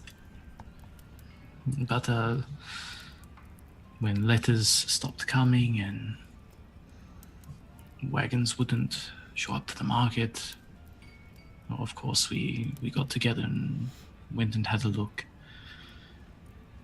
And the first time we went there was, it just looked like somebody had attacked their home. No blood or anything like that. It wasn't a slaughterhouse. It was just, as humans would trash. It was trashed. But anyway, we went away, sent notices out, and we got Bertha to write up the contract there. But we got a lead. There were some sightings along the river. What was it called? I don't know. The river connected to the ocean. But long story short, yeah, we followed it, and we had noticed. Excuse me. Oh, I'm sorry, mistress. Vi is gonna hand out like a tissue of some sort to him, like Handkerchief. yeah, a handkerchief. There we go, proper handkerchief. Like Yeah, and he takes it and delicately touches his under eye, filling it with his tears. but of course she still does it with the most like glummest of expressions. Completely mantra just. Thank you. He was tied by his hands and feet, bound to a tree. He had been there for a while, and something. Hang on, and she's gonna put her hands around the ears of Cirrus, Like she knows like it's about to get really grim and gloomy. And she's like, the kid doesn't need to hear this, and just And Sirius just starting to like getting really like stiff because like after the moment when she stabbed the cake, he still like doesn't trust it at all. It's like So continue. covering, he just looks up and his entrails were everywhere. Like somebody like grabbed and just.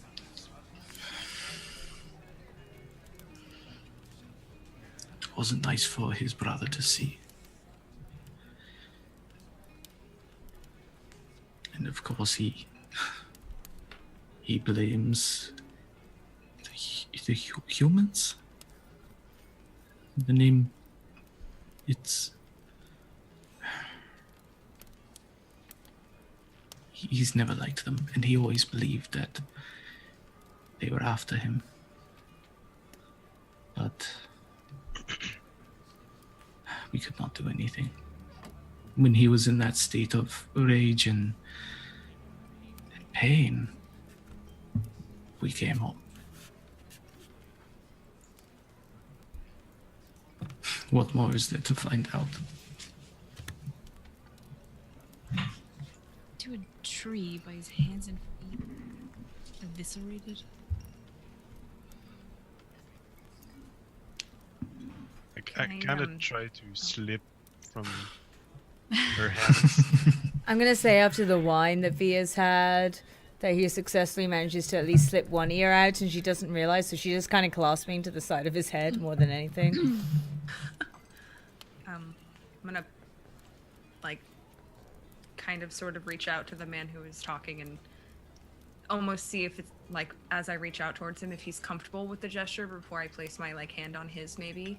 And then just say some comforting things in Elvish since I notice that he's having difficulty like speaking common. Yeah, Just comforting words. yeah. And as you place your hand on his shoulder and he listens to your comforting words, his left hand reaches up and gently is placed in yours and he just taps it. And he speaks back to you in Elvish. Thank you very much. You're welcome. Via's eyebrows raise very slightly because she recognizes.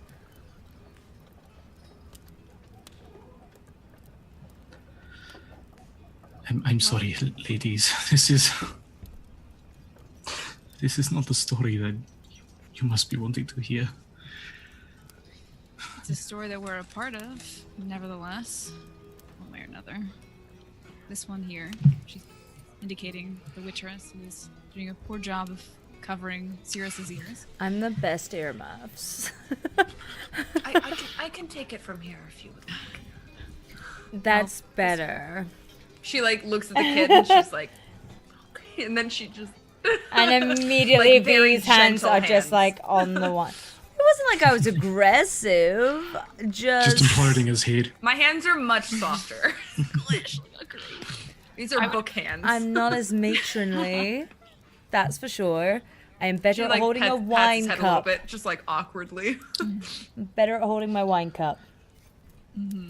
And probably taking my wine, which was offered to me by the elves. Well, this one here is offered to find the other farmers and discover who did this, human or not.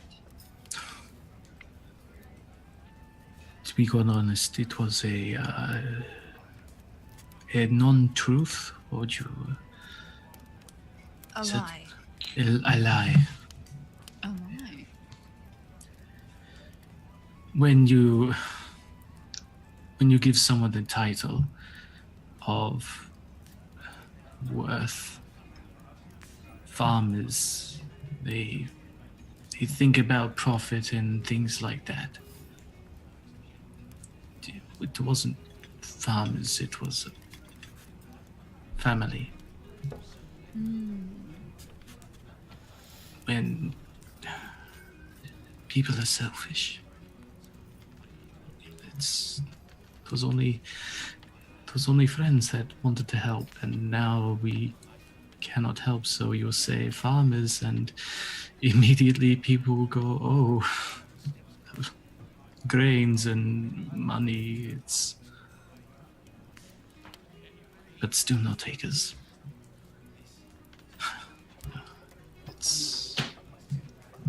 It is what it is, ladies. It is what it is. And gentlemen. Oh, One. sorry to the small gentleman. I guess I didn't hear. I've anything. now that I realize that there's no longer any like gore talk, I've taken my hands like I took my hands off you. Well, Why are you so interested in you maybe know some people that could help? I'm I a mean, we don't very have helpful much. person. Plus, yeah.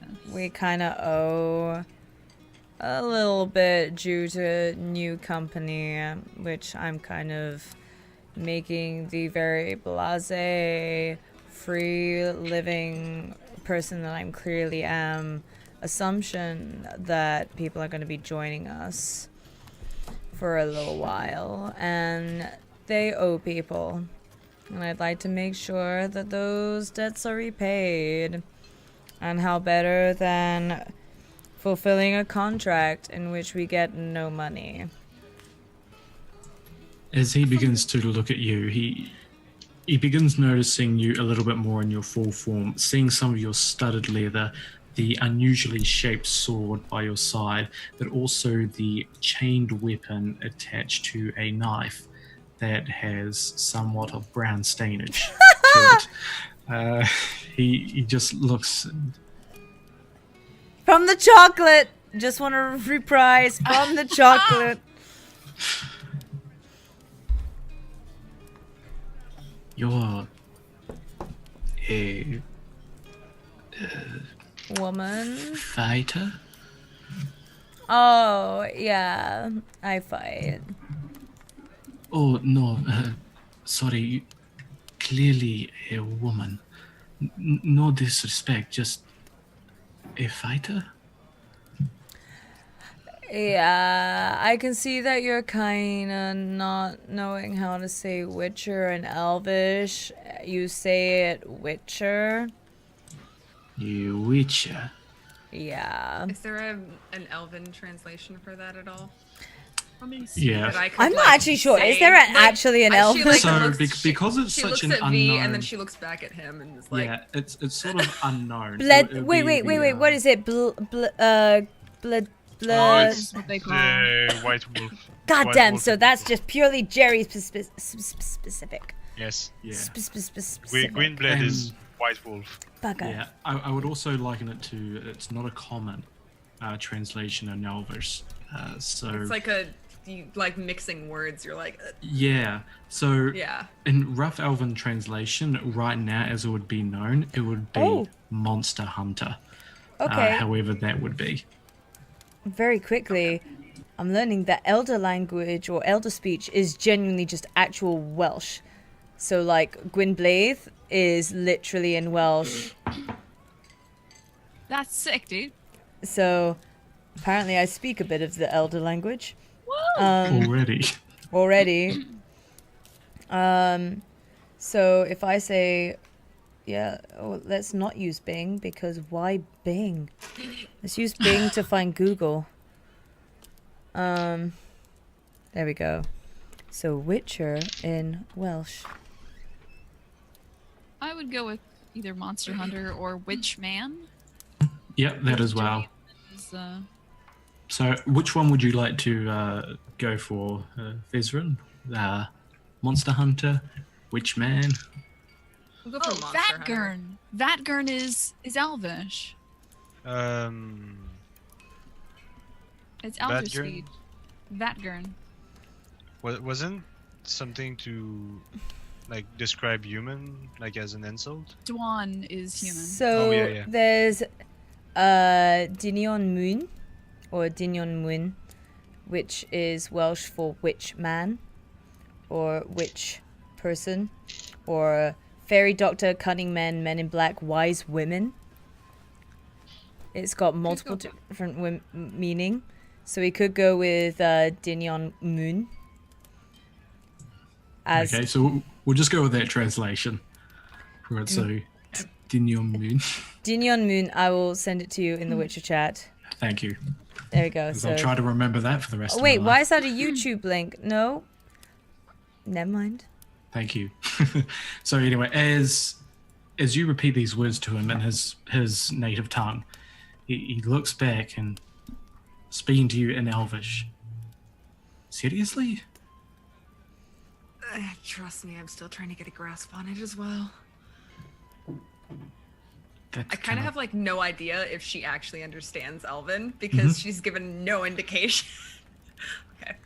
I mean, if this is true what she is saying, then I mean, from what books and whatnot, technically she's the monster. We're on the fence about that one, I think. Okay. She definitely has rougher edges, but there are some good books. Maybe one. I think I read one. Maybe. Half of one. So they begin to converse this in Elvish, and he looks back to Vi. Okay. I trust you can handle yourself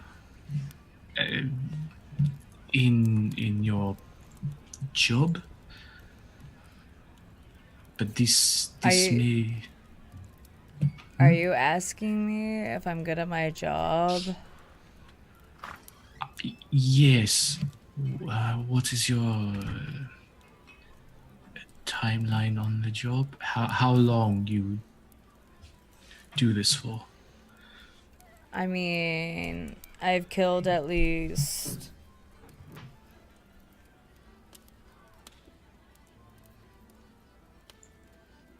11 monsters. Including the Russian. Make me a persuasion roll with that. Did she just count on her fingers? Yeah. Well, now you know Witchers have at least 10 figures. With advantage, Alex. With advantage? With advantage, because you know this is you. Okay, because I rolled a 15 with. You've changed my stats since I think my original rolls. Yeah. Because I rolled a Charisma 15. stays the same though. Okay, I rolled a 15. Okay. Otherwise, that would have been, 14 on my original rolls. Yeah. Okay, so even with that, he looks at you and you see a little bit of a spirit put back into him of hope. He looks over to Vezra and just a little bit of a smirk and a smile and just, we are blessed. Praise be to me. So. And the rest of you. Oh, yes. Oh, I was going to inquire as to the site where your fallen comrade was tied. Maybe the Witcheress can investigate, see if there's any claw marks she can identify. Oh, yeah. Yes. The map. We have a map. Please take. Oh, thank you. That's hugely helpful. And so, where? So here, and he locates to you where the farm is, and over here, and he points next to the river. So north, going about half a day's travel, is where the farm is, and northeast, following the river line, is where you would go to that destination of where the body was found. Do we have to cross the river to get to the... Don't have to cross the river, no. Okay. Wonderful. Thank you for your information. Oh, yes. Cool. I'm gonna go to bed because if we're gonna do this, I probably need a good night's sleep. All right. Okay. Of course, oh, what's the word? Fucked in head. I forgot your payment. Oh, What yeah. do you need? Just, I don't want to sort of have a life debt owed to yourself. Maybe Vizola and I should talk this over? Or do you Will want you us be here tomorrow when we finish with this? Or, you know, are you gonna be here for a while? And he looks out to the window, noticing that it's now night, and looks back to his comrade. I will meet back with you in the morning. I have to go and find my friend. I Right. can't have him wandering the streets, doing bad. Mm-hmm. to himself or others? Yes. Yes. Is there anything, Vizola, that we could maybe give this man as like a token of our confidence? Like maybe we could give him like a handkerchief to give to his elven companion to sop up the blood from breaking his cheekbone on the ground after he stumbled. Oh lordy, I mean, maybe in my explorer's pack I might have some sort of medical stuff, maybe. Yeah. Maybe. Yeah, in your explorer's pack, I believe there is some, not so much a magic potion or I believe there may be like a sewing kit. I believe in that. So if bandages and stuff like that. So with that sewing kit, if you were to offer that, then someone that is trained would be able to use that. Do I detect any herbs in her bag or? Oh Detect yeah. any herbs. As a witcher, I might carry you- some. Yeah, you would notice she has herbs, but also some other components in her bag. Is there any herbs that could help with the bruising stuff that I know of? I would say there are some herbs in there, but not enough to make a full remedy or ointment to heal. So I would like to point out, like on the bag itself, knowing what herbs you can maybe, Madame, you maybe can use this herb, but you need some other herbs to be able to make the remedy. But you basically have pretty much everything. Oh yeah. Good eye, little man. So she'll put forward some of the herbs that go towards like 3/4 of the ingredients to actually give them a healing remedy of some sort. Like if you have the rest, that can maybe help. Goodwill, good faith, whatever it is. And he takes these herbs and he looks at it. He looks a little befuddled as he begins to wrap it, and he looks up to you, Vezerin, and this is strange. Why are they giving me gifts? Oh no, for your friend, the one who's his face got a little messed up, to help him. But he deserved that. They do. No. Oh well, if that's the case. Kitty, please don't put your paws on that. I know he kind of gave, no offense, he gave us elves a bad name, but you know, I don't know these people that well, honestly. I wouldn't call them my friends. During that time, all I heard is just like Elvish gibberish. I just turn on Brega and I kind of don't know your language that much. You know what they're speaking. How they what language they speak.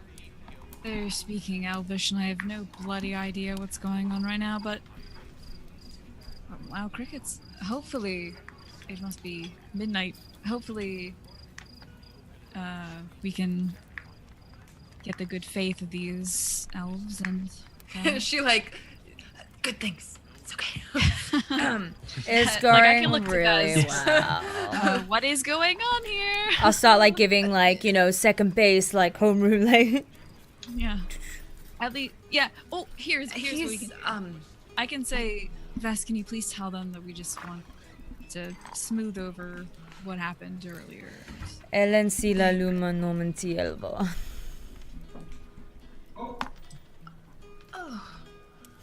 my reaction is Well, that's not. cool. You speak Elven. I thought that it was. She like goes to her ears like We learn more about you every day. I am very cultural. She Okay. says with a shake of her chain nose ear thing. Of course. I'm going to leave now. I come back in the morning, and we have dinner and discuss. And wine, Morning is breakfast, but close. Breakfast. mimosa. Forgetting it. Thank you. We'll Okay. discuss the alcohol later over breakfast. Thank you. And him and his comrade get up. His comrade's a little bit more silent and reserved, but he nods to each of you, whereas the gentleman you've been talking to, as I said before, once he had a little bit of spark and hope when you approached him, now he seems to be filled with a fire of hope looking at each of you. He smiles and nods at you, Brecker, at Vi, at Cyrus, and then finally turning around and looking at you, Vezran. He smiles at you and taps you on the shoulder as you did and comforted him, and he gently slips away into the streets. So, if we're doing this tomorrow, I think it's time that we started sleeping. I've already said first watch, so Agreed. I'll watch second. I'll go third. all right, you little man, and she's gonna like ruffle Cirrus's like hair. I'm sure he loves that. I don't think he's that young.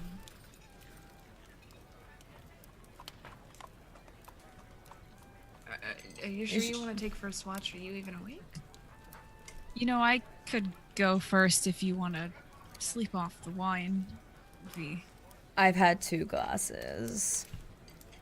And one of my glasses and the elven saw that fucked off earlier's glasses. So, and 4 glasses over the course of the last 2 hours. I'm fine. wine. The stew. Can we roll to see like how? Yeah, I tell you what, roll me a constitution check to see how well you would stand There in it this. is. There it is.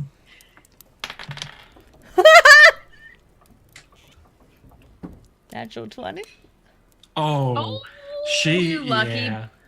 She, I mean, a witcher being able to withhold the constant potions that would destroy the normal human body, she seems to withhold this wine like it's water at the moment, as her posture and demeanor give no evidence of her even having a drop of wine. Get turned, bitches. Well, I'll leave it to you. I could use a little rest, I suppose. I'm just gonna grab some of my books from the library and come back here, cause figure we're not gonna be leaving here too soon. So you know. And before everyone goes off, she's gonna look to Cirrus and she's just gonna like look him like right in the eye. Like, you okay? Yes. You sure? You were nearly taken away by guards today. What? You I'm gonna were. apologize for squishing his head. Oh, I'm sorry for kind of trying to protect you from the evils of this world via your oral hearing. So, are you okay? Yes, I'm good. You're not gonna have any sort of like outbursts in the night or anything weird like that. What do you mean, outburst? Let's just say kids aren't unfamiliar with me for certain issues I've had to deal with in the past. So, sleep well, okay? Yes. And with Alright. that, Just turn to Viscera or Breaka, the most closer from him. Is can you stay away from me? I think Breck is going to sleep, but I think Vess said that she was staying up and reading a bit. I can read you some. Would you like to read from my? I have a book about some of the ancient magic. Would you be interested in hearing some? Yes, of course, it would be interesting. Fantastic. awesome. So with that, everyone retires into the upstairs. We see Vi leaning on the doorway, watching out into the streets and then looking back over with her glowing cat's eyes to Breaka, who nestles herself into a nice warm bed after spending months in a hammock. You're enjoying the plump pillows and the warm sheets, and pull yourself over and sleep drifts over you as Vezran kneels down, brings out her book and smiles as she begins to read out her knowledge and teachings that she's found in these books, as Cyrus sits down and looks up to her and reads out. As we look out into the night sky and into the now calm streets of Salt Shore, we see a group of 4 individuals step forward in front of the tavern with a white crown on their shoulder as a cloak goes over. And that's where we're going to end today's session. Ah! The fuckers are back.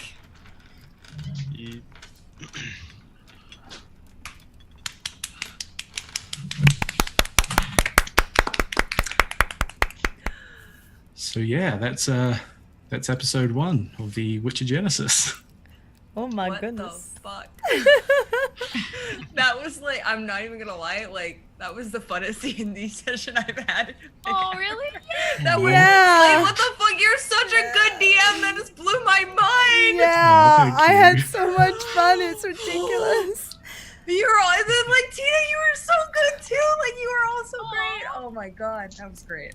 Well, I this is just gonna want be to an take awesome Cirrus campaign. and just like wrap him in a blanket. Right? Like, You're just in a I feel like protective we're treating him like burrito. he's like 7 years old. Right? He's like 14, Some but we're like 14-year-old kid. And we're like, oh, little baby. protective burrito around you. yeah. I think it's the 3 the moms. intention. It's the kind of intention that I wanted from him. Like, The most innocent 14-year-old ever. yep. Boy, Bandito, the music and sounds. Oh.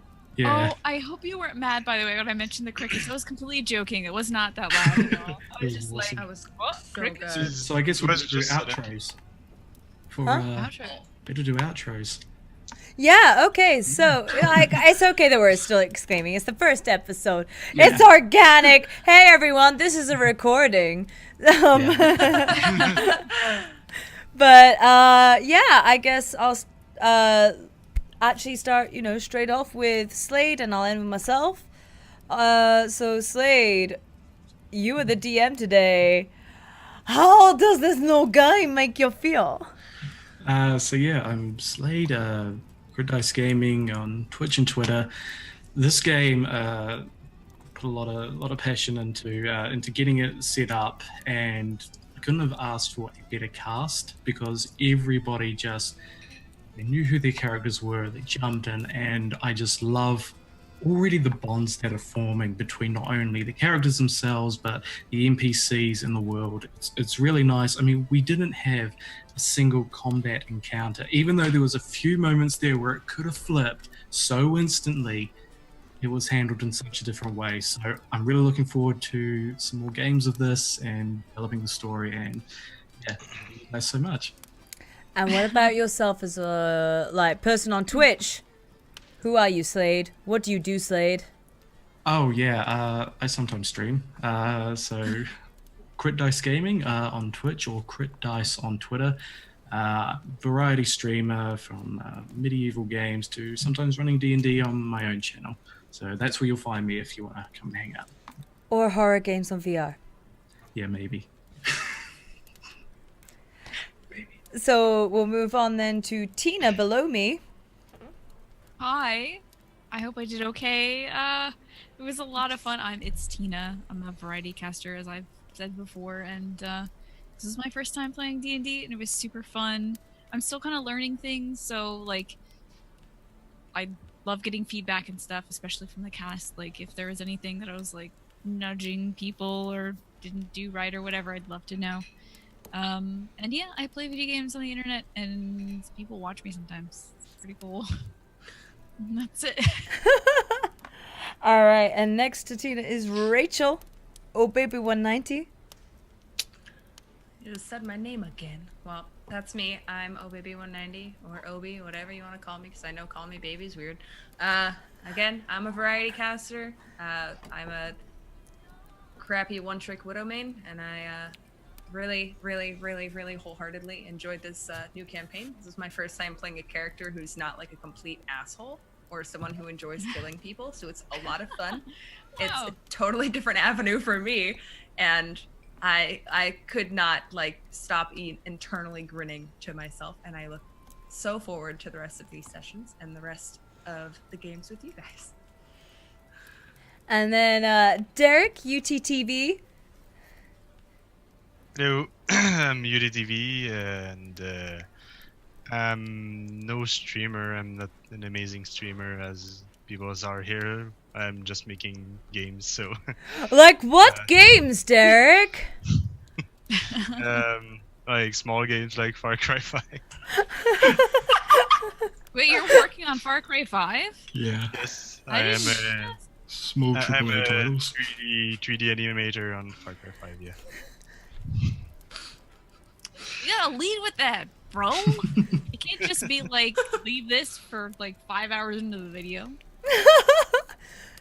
Right? This is why when we were doing all of this, like, what shall we introduce ourselves as? I kept saying, like, just say, like, and I worked on this game, because it's kind of a big deal. Yep. So yeah, you can find me on Twitch and Twitter as the same name, itsTina32. And you will know him in my stream as Dirk. And I apologize. But that's okay, because you'll know Charles, the person who did our music behind us, now as Churl. And it works on Churl. multiple levels. Because I didn't find it very Churl... churlish. Oh, you wait, Tina. You wait. Him in an actual chat, as opposed to his music, which has actually been phenomenal. The ambiance has been super nice tonight. Thank you so much, Charles, for that. Would you like to give me a panic honk? Honk. Thank you. So, yeah, thank you, Charles, so much for doing that. And if you do not know me, my name is MadameGandalf, variety streamer here on Twitch. I cook, I sing, I do pub quizzes, and I play a variety of games. And this is my first ever D&D session here on my own channel. And I've been lucky enough to be joined by several of my friends here who have all agreed to put up with me for at least 3 hours a week, if not more, because I bother them more than that. So, thank you, everyone. And yeah, that brings us to the end of episode 1 of The Witcher Genesis. And we will see you again next week.